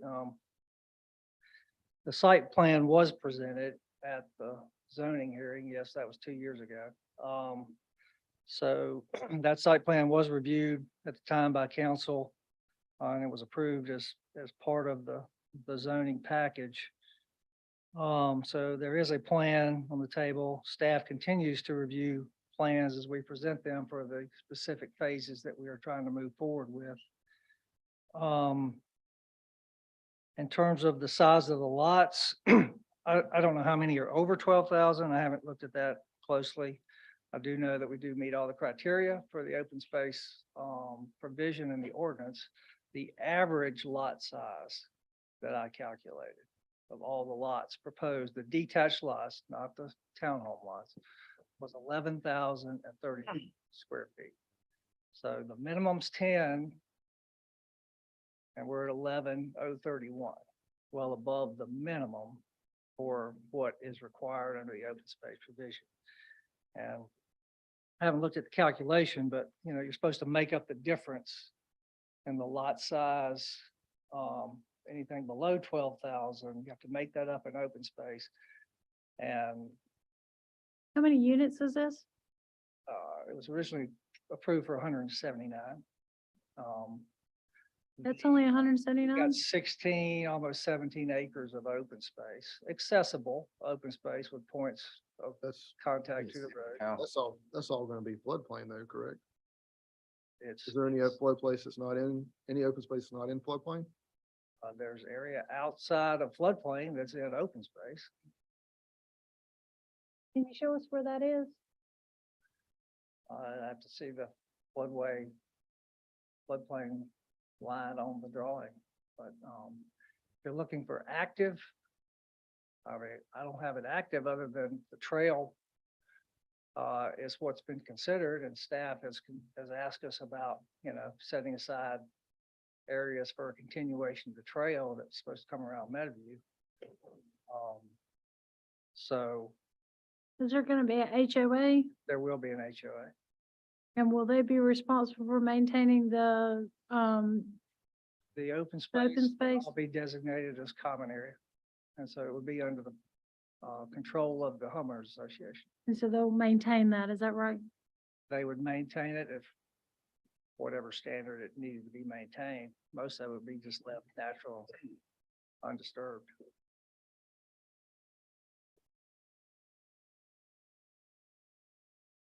As far as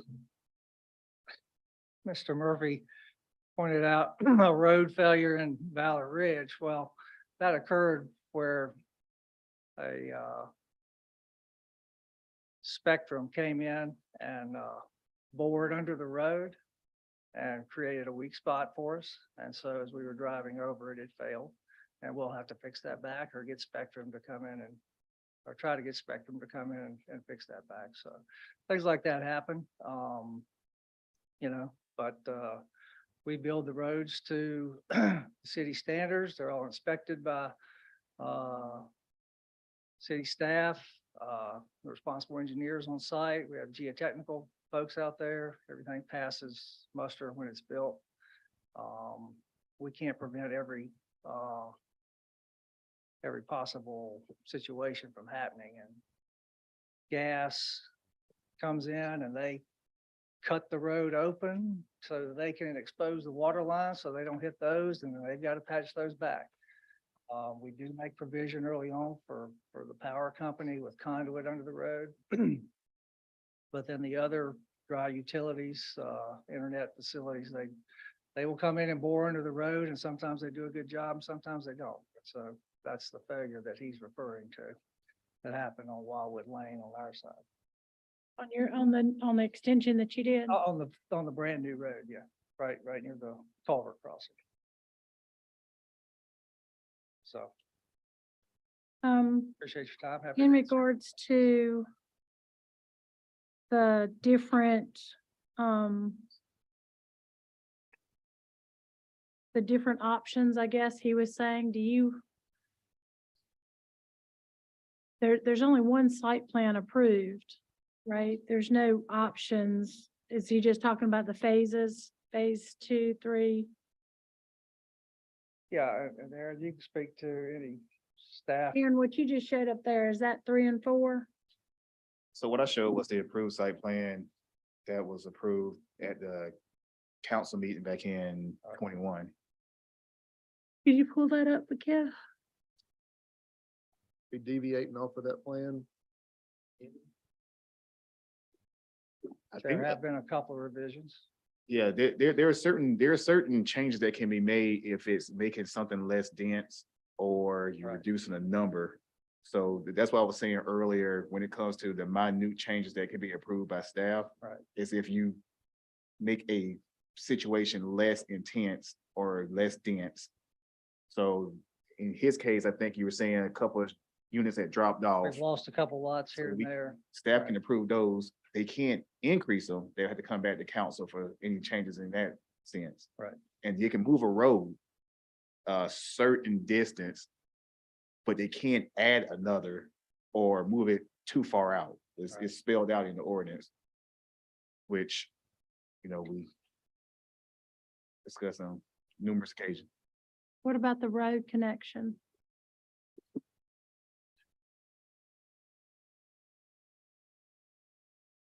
Has that one come through? Is that the one that's coming up on TRC? Yes. Yes, we haven't even, we haven't even got to that discussion yet. It's something that's proposed to happen, so, And it was reviewed with Mr. Johnson. Yeah. Before we made the submittal. Our engineer was in conversation with Mr. Johnson to understand. So I'm sorry, are you saying that that it will have to come back before council? no, I guess what I was saying was that it was something that was looked at. I haven't had time to discuss that with Josh because it's still an ongoing review. It's just that Josh has given a preliminary, because certain instances on the field may require that it cannot happen due to grade issues, things along those lines. So that's something I would need to check in with Josh on. So that's something that I could check in on. In most cases, people don't want the connection to happen because they don't want the running into the thing. So that's what I'm saying. I'm not saying it's a negative. Yeah, that's what I'm saying. Most people would not want that. It would be the opposite. It's when you add a connection that you would have issues. But if the special use zoning required the connection, wouldn't that do, as Mr. Murphy said, prompt that it would have to come back before council? Because I don't think staff can approve that. If it's making a situation less intense, staff can make a change that makes something less intense than what it currently is. So that's why I would have to see exactly how it's laid out, was what I was getting at. Okay. I haven't seen the information that he has, so that's why, I was writing down some of the stuff he wrote, I was saying, and I wrote it down so I could talk with Josh to see if this is something that's a concern. But a lot of it was handled during the special use permit process. And some of this stuff we can look at through TRC to make sure that we're doing it in accordance with the approval that the special use permit was set on. Some of the other stuff I'm not familiar with. It's my first time hearing some of the stuff he was saying. I've only seen what's been presented for TRC. And how much of this have you already built? None. None. No roads, no anything. No, we haven't started any development on this site. Been cleared. Other than there was, Partially cleared. we sold some timber that the previous owner had planted years ago for that purpose of being harvested. So, Are any trees left on the property? yes. I'm just asking. Don't be defensive. There are trees still on the property, yes. The area that we cleared, and that was a question that actually Mr. Johnson raised when he looked at some of the information, was the area that was intended for harvesting. That's really the only thing that we have cleared. It was previously the Schaffner Tree Farm. Those trees would have been harvested. They haven't started cutting or developing, so. Right. Little Creek to Palmer is still wooded for now. Is it your intention to leave any of the mature trees there? So that's a fairly wide open question, Mayor. If I'm gonna leave any of the mature trees, I would say yes. Okay, But are there gonna be trees that somebody wants me to leave? I can't really say. We have submitted a grading plan for phase one that's been approved by the state. It does show additional clearing outside of where the harvesting occurred, but our intent is to leave a buffer of trees around, certainly in the open space, the floodplain. We've got the same situation we basically had at Meadowview, trying to leave that backdrop, that buffer of trees. And so there's no reason to go in and clear those trees, unless I had to do some grading for a particular purpose to get in a retention pond, which this site will have 2 retention ponds on it. But for the most part, the perimeter areas are gonna be left. Now, I can't sit here and talk about every tree that we're gonna save or not save. And is it gonna be right beside somebody's house that wants that tree cut down or doesn't want that tree cut down? I don't know yet. I guess I'll hear about it when it happens. No, I appreciate you working with the existing neighbors to try to just leave, if you've got to have a buffer anyways, to just leave trees as if you can. I stand by the statement I made before that we do try to save trees. We don't try to unnecessarily cut trees down. That's just not something that we're trying to do. Some trees are better left standing and some trees are better cut down. Okay, so is there anyone else that wished to speak from the public? Madam Mayor, I make a motion. Sir, do you? The person in front of Peter, did you guys want to speak? Okay. Do I Make a hear a motion motion? that we close the public hearing. Do I hear a second? Second. All in favor? Aye. All opposed? Motion carries. Joey, what do you think? Of the annexation? Not a fan of not having the 12,000 square foot lots. I didn't vote for this when it came up. I think if you're gonna go in and develop in the middle of an existing neighborhood, you definitely need to be adhering to the 2035 comprehensive plan of being harmonious with the existing neighborhood and trying to make sure that the roads and the access points are up to code or standards that would allow you to be able to pass the neighbors and not have all of this kind of, there's been a lot of pushback. Gosh, I've heard from, I think, every person on Wildwood Lane that lives on that street. I'm sure Aaron has heard from a lot of people as well. Thoughts?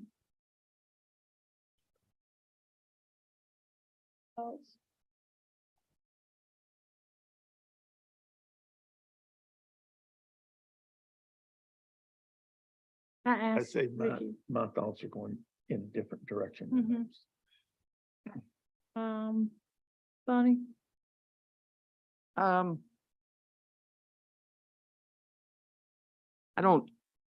I don't think the annexation has anything to do with the size of the lots. I think we're blurring the line there.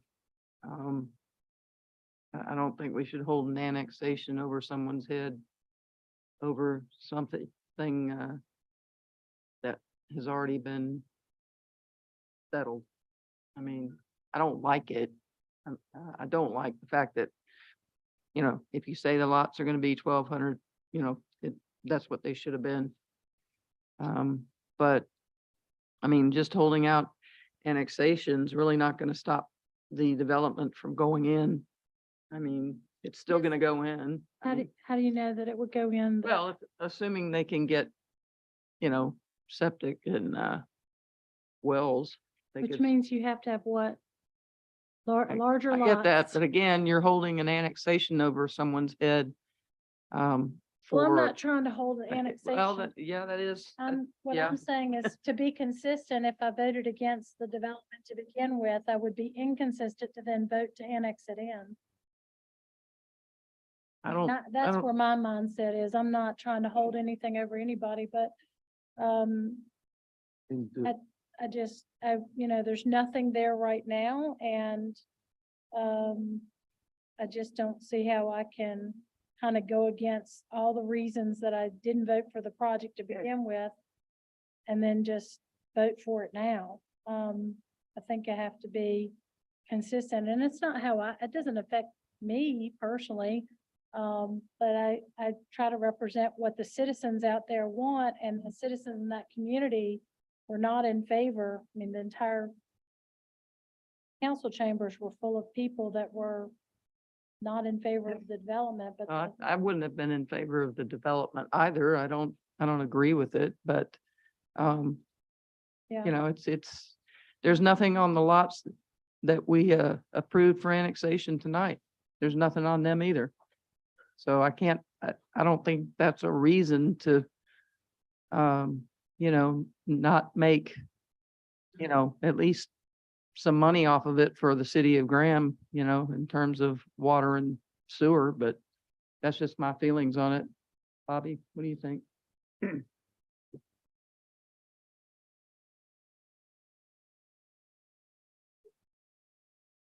What's your thoughts, Bobby? Well, the thing is, as Bonnie has stated, you know, the annexation is one matter, and then the development of the area being annexed is something that goes before the planning board when they decide what they're going to build there. All we're doing now is saying we're going to incorporate land into the Right. city. We're not saying we approve that, you know, it's still got, they still have to go before the planning board. Because Yep. for the other phases, Yep. if they decide what they're gonna build.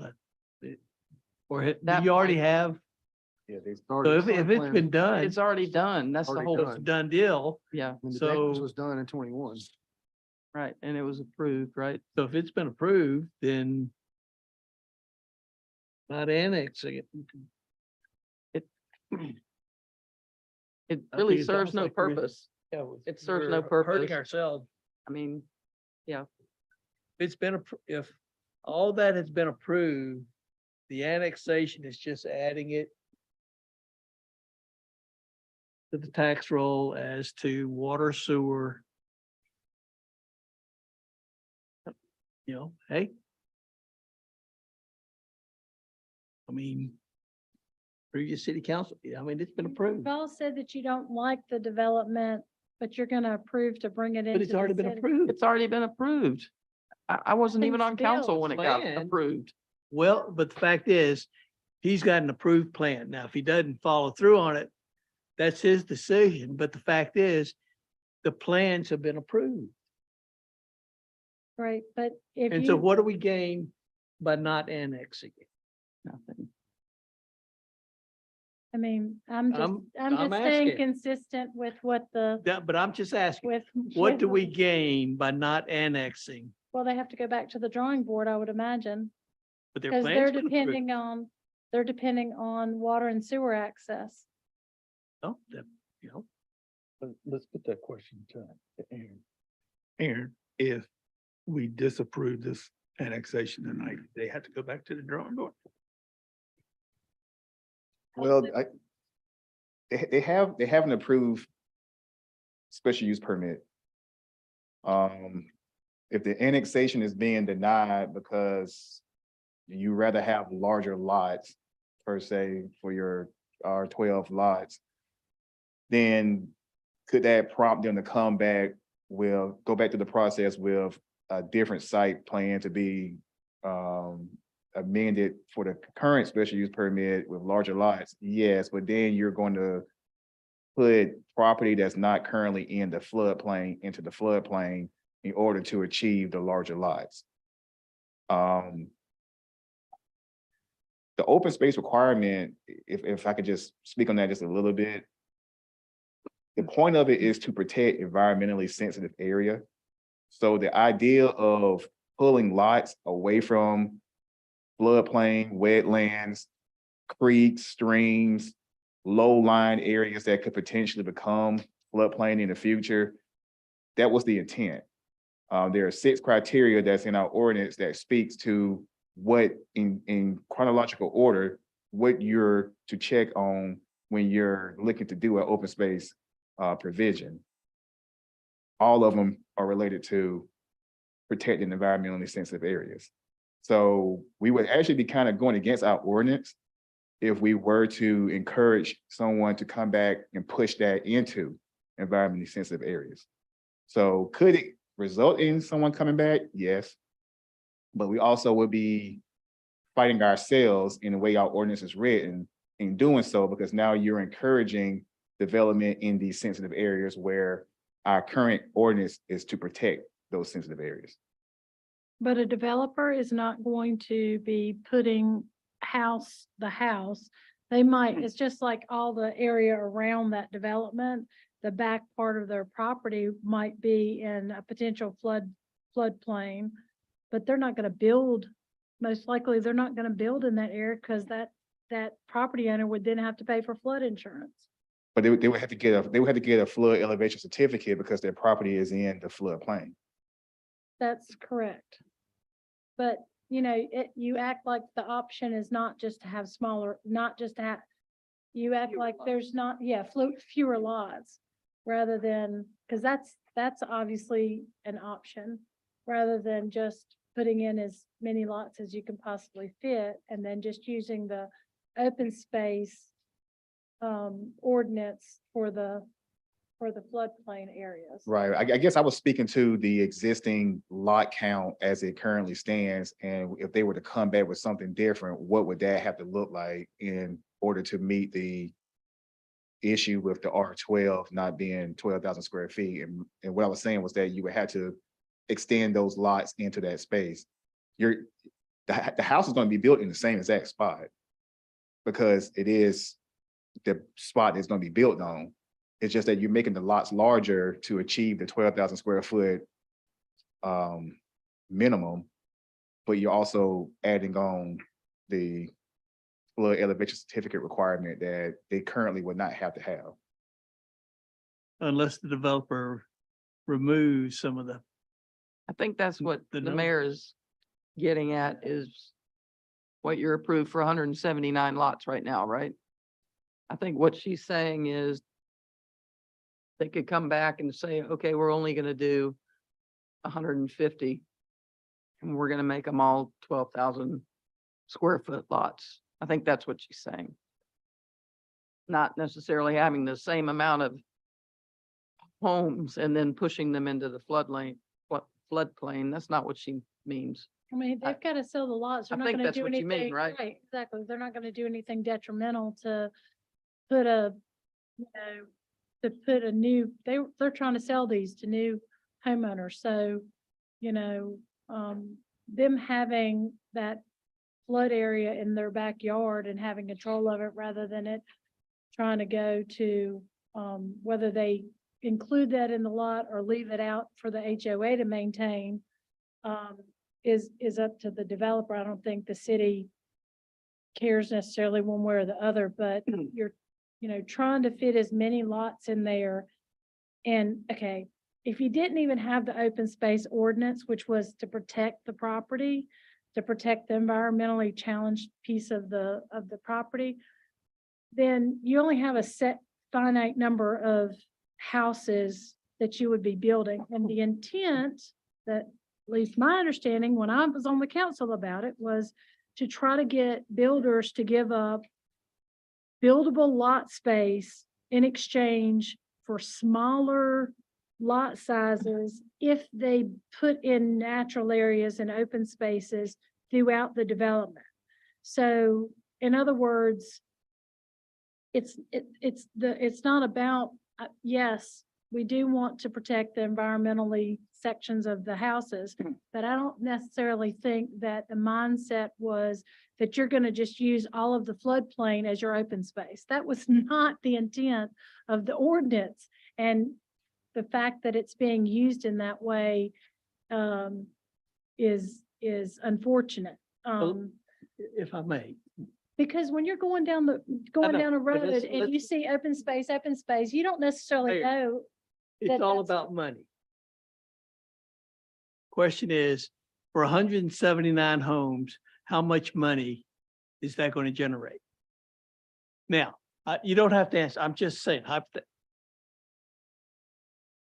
I'm sure your company have some upscale homes that if you said, okay, I'm gonna change the lot size, I'm gonna put a higher valued home there, and we'll still make the same amount of money. And I want to use the example, when I was in Springfield, a developer was going to build townhouses. And a neighbor went out and said, this developer also builds upscale homes. And they basically went to the county and said, hey, you build X number of townhouses or Y number of houses, and you get, the developer gets the same amount of money. So the developer put in single-family homes instead of townhouses.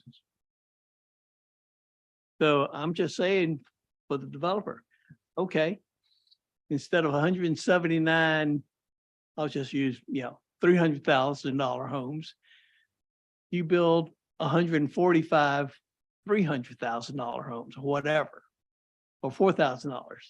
They'll still sell because people are moving here because you get more money, more value for your money. The assumption is that he's going to use, that we've been discussing is same number of houses, 179. So to get that 1,200 square feet, he's got to push into, the wetlands. Why not redo the calculation and say, okay, how many lots can you build or create in the current space, and what value house do you need to put on it? So that the developer still makes what he originally planned to make. Still a win. And the people who buy it, they're gonna get a nicer home. I mean, that's the thought. Are you asking me a question? No, I'm just saying, that's a consideration. I'll be happy to respond. I mean, yes, please do then. Public hearing's closed, but I can answer a question. We're going to respond to the market and what the market is going to accept in terms of a price point, a size house, and the features that go into that house. And we've got experience already in this market through the Forks of Alamance community, which you just approved earlier tonight, those roads being put under city maintenance. So we finished that one. That was 101 homes over there. We're working in Valor Ridge right now, similar concept with our 12 open space. We're going to put the same house on, if it was a 12,000 square foot lot, or these lots that are a little bit narrower, we're going to put the same house on that lot. And that's what the market's going to respond to. We don't really see an opportunity to keep going up in price and continuing to have success in the market. That's one reason that we did ask for the townhomes, was to try to differentiate some product in the market instead of continuing to just put single family detached homes in this general area, because there is a desire and a need for townhomes, that people don't want a large yard that they have to maintain. They want to have somebody taking care of their exterior, not have to worry about that. They don't want as much space in a house. They want to downsize. And so we're trying to appeal to that part of the market as well. So I don't have an answer. If we made them all 12,000, how many lots is that going to be? I don't know. It may be very close to the same number for the reasons that, we've talked about. That, for example, at Meadowview, I can make them bigger, but I'm going to be getting into that open space, and it's not going to be desirable at the end of the day, I think. And as good of a steward of the land and trying to protect those fragile, those sensitive areas, by consolidating the lots a little bit more and staying out of those sensitive areas. That's the benefit of the open space provision. And it's consistent through many different communities that I've developed in over a period of 30+ plus years. And that's the intent of it, is to stay away from those steeper slopes, those fragile areas. If you stay out of the wetlands, they've got their own rules that we have to deal with irregardless.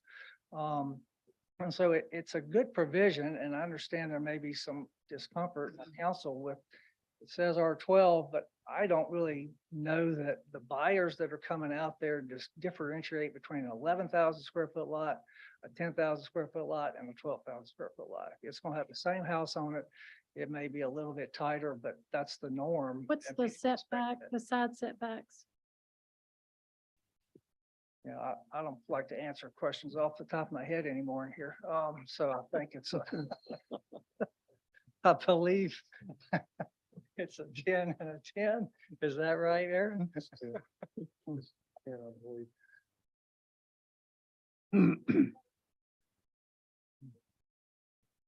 By city ordinance.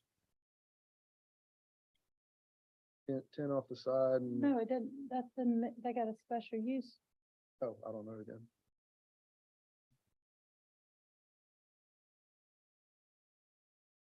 What does it say on the special use?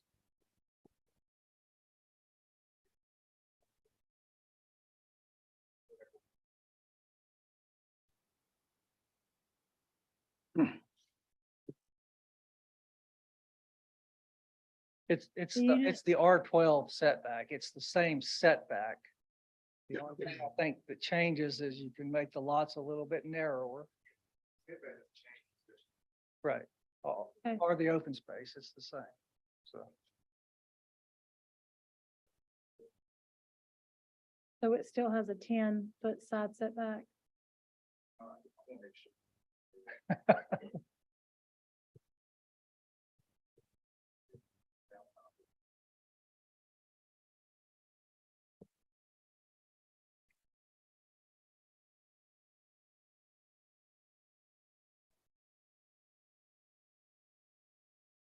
So that's.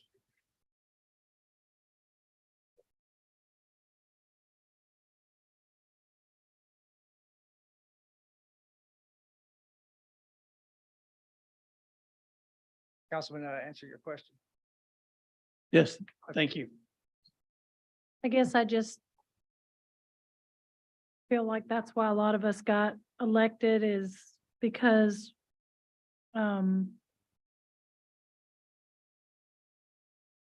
we need to do what the community is asking us to do, and what our 2035 plan is asking us to do. And so not trying to cause the applicant to spend more money or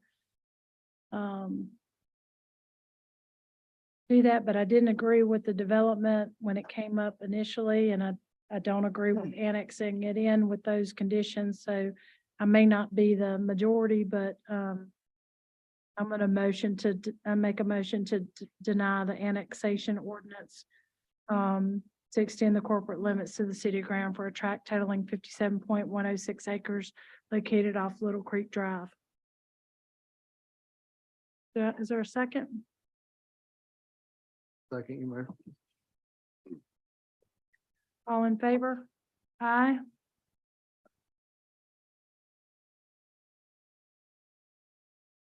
Madam Mayor, I make a motion that we approve. Well, we got to, who says no? Said no. No. Now, Ricky, go ahead. I move that we approve the annexation ordinance to extend the corporate limits to the city of Graham for a tract of land totaling 57.106 acres off of Little Creek Drive. Do I hear a second for that motion? Second. All in favor? Aye. All opposed? Aye. Motion carries to approve the annexation 3-2. Moving on to our new business boards and commission appointments. The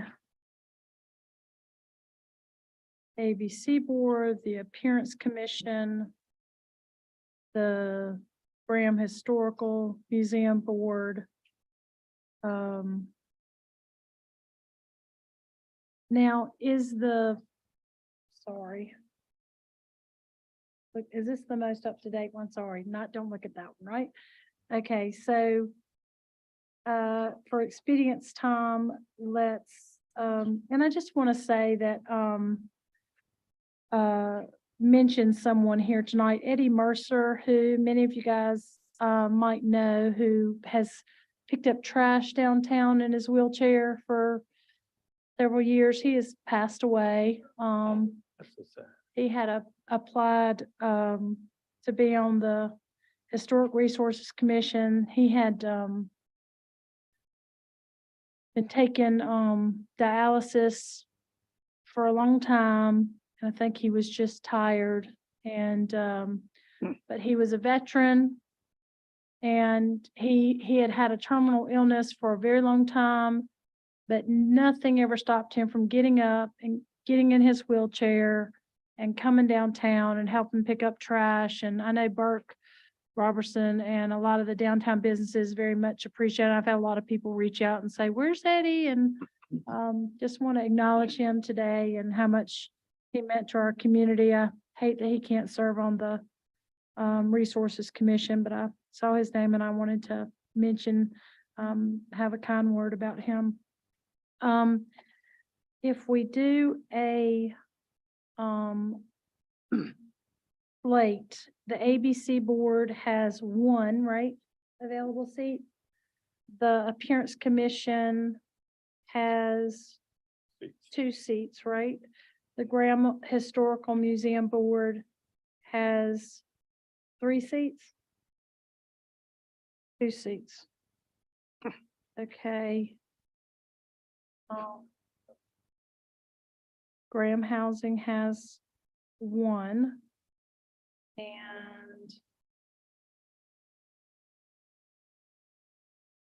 And then Recreation boards has 3. the Historical Resources Commission has 4.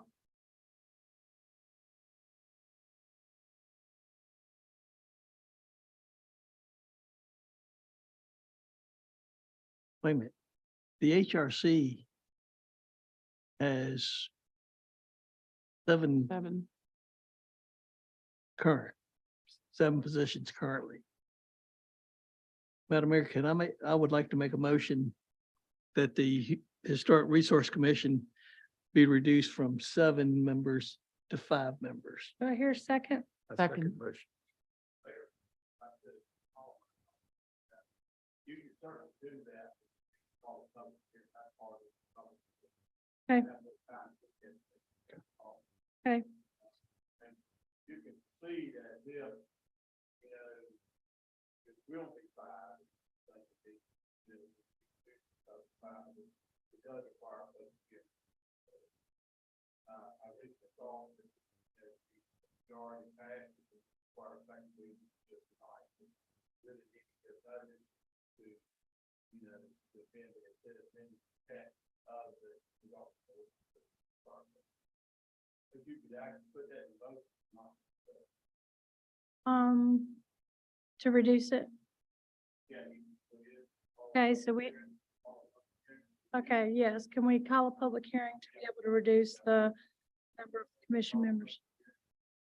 It's just hard for them to get a quorum, I think, probably with 7. It is. Very hard. So, if we could do that, and then, so if we made just one, how many members do they have that aren't up for reelection right now? Yeah, Karen?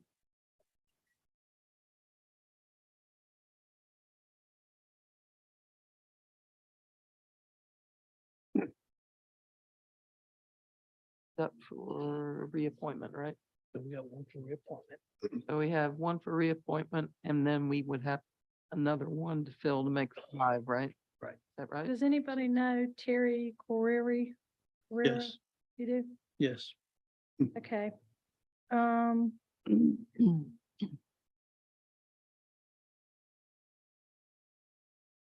So can we just put on the slate?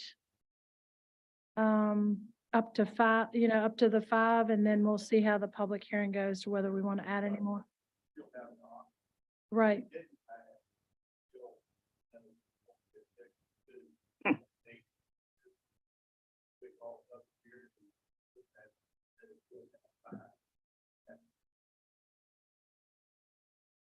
Or you just want to wait when we have the public hearing, put this back on the agenda when we know that we're We can gonna just have the put up, 5. I mean, I think Yeah, we, because they got an HRC meeting, I mean, tomorrow. yeah. So, and then there's how many for the planning board? There's 3 positions, is that right? That's me. Right, okay, sorry. 2, and That just a recommendation, or then they, do we have to take that person, or?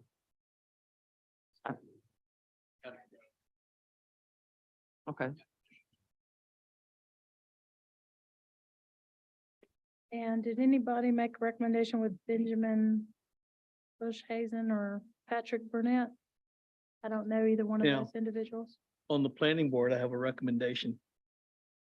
but for rec, I think, who is the recommendation for planning? I was recommending, James Stockard. What's his experience? He is a retired deputy county manager. Oh. And he's in Graham, willing to serve? Okay. He's willing to serve. And then, for Graham Rec, does anybody know Benjamin or Patrick Burnett? Excuse me, how many side or recreation available seats? There's 2, sorry, recreation, I think there's 3 seats available, is that right?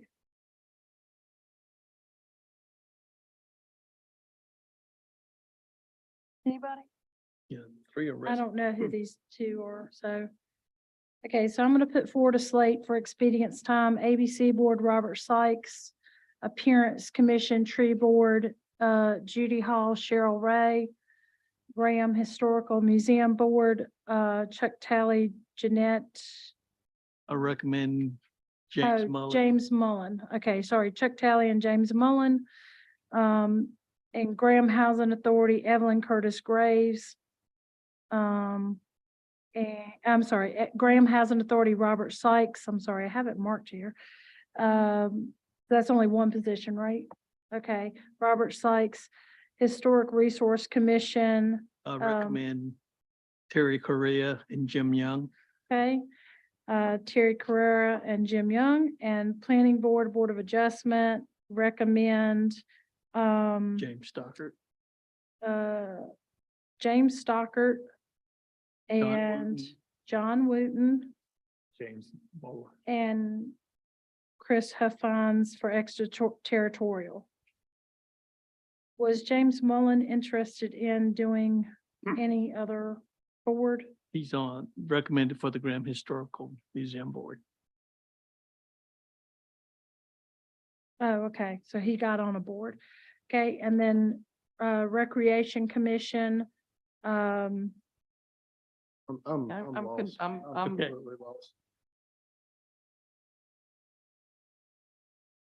Charles Huffine and James Stockard.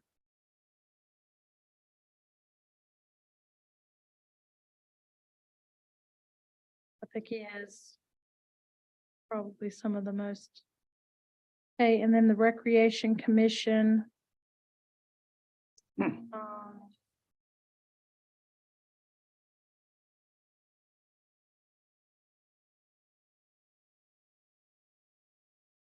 Carmen Larimore. Okay, and recommend that we keep all 3 of those reappointments on. Casey Johnson, Brian Cutlip, and Carmen Larimore.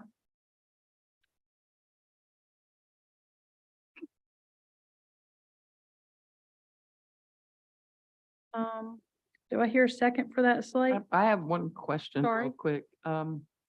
Huffine, is that not kind of a conflict of interest for him to serve on the planning board? I don't know, because of his work? Or, I don't know. I'm just asking the question. It's not anything personal, just, He abstains from any things in which he has, but I think getting someone that has that kind of experience on that board yeah, yeah. I and understand knowledge. that. He's an extraterritorial person, so I don't think we have another person that even applied from the ETJ, is that correct?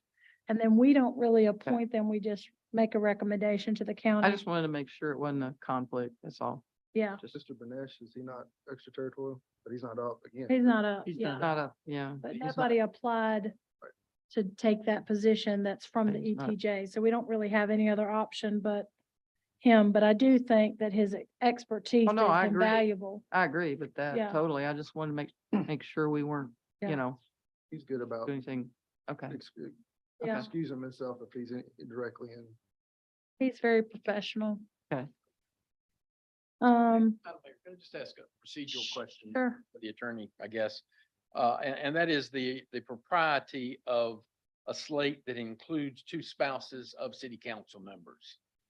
I'm happy to, the Graham Historical Museum Board just handles the museum. They get no money. There's no financial input. They literally just do the museum board. I'm happy to abstain, but I didn't see a conflict. Well, and I'm not asserting one, I'm asking about one. Right, okay. Deferring to you. Well, really to the council, whether it's allowable to vote on appointing a spouse to these various boards. Well.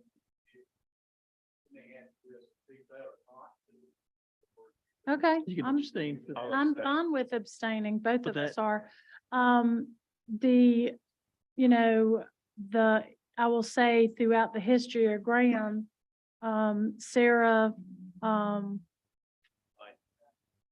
said- yeah, Sarah Ryan served on the Historical Commission, the Tree Board, the Appearance Commission, so I'm just happy to be able to have the expertise. And I will tell you that, at least I know from Chuck's position, he's very busy, but at one point, he was the only one that was from Graham that was on the board.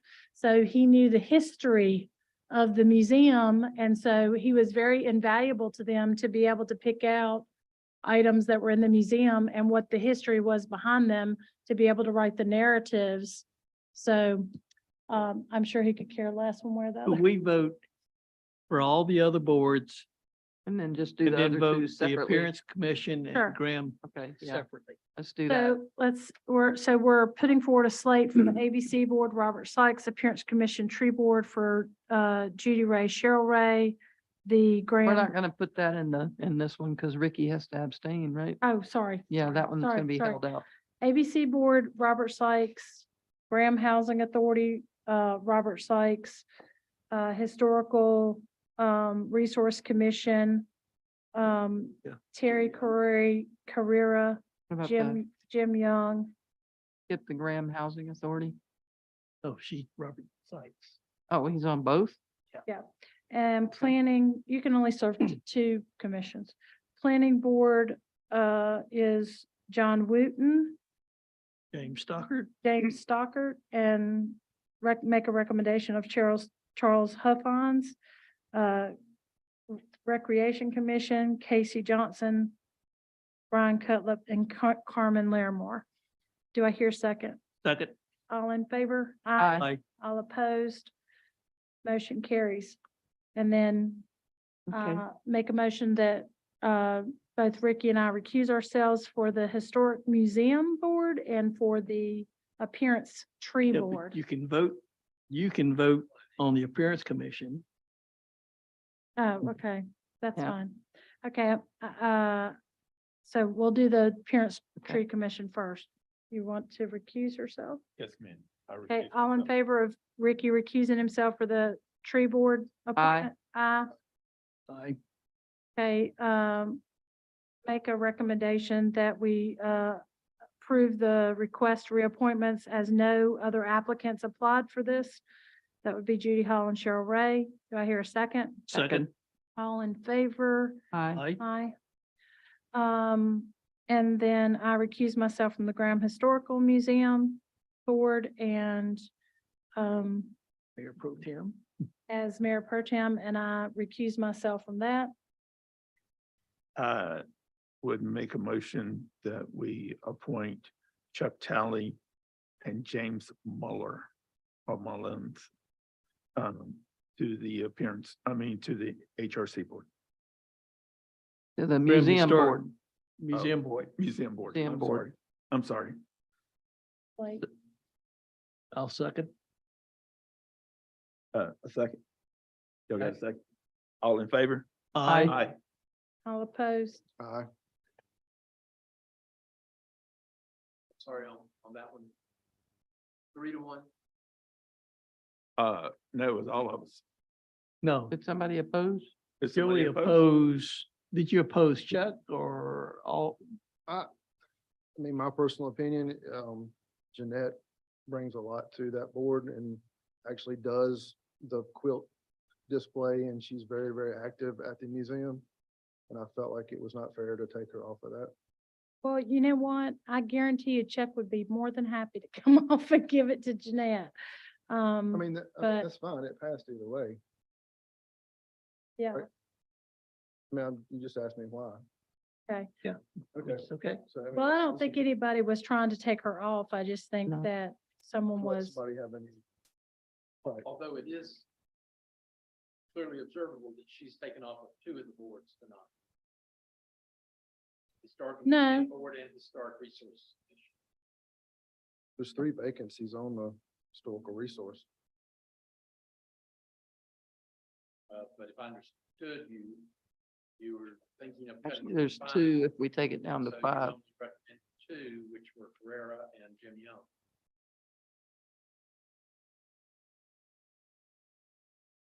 Yep.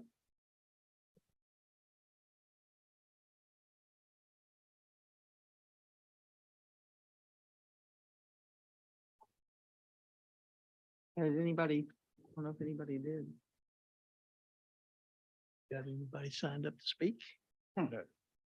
Public comment?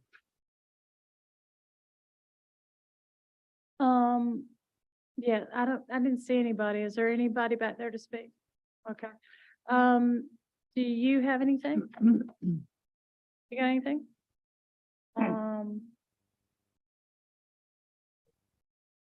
Renee? Joey? No, ma'am. Vicky? No, ma'am. Oh, man. Dan? You have nothing. Did you enjoy your vacation? All right, so no comments from the public or the city staff. I need a, Madam Mayor, make a motion, we adjourn.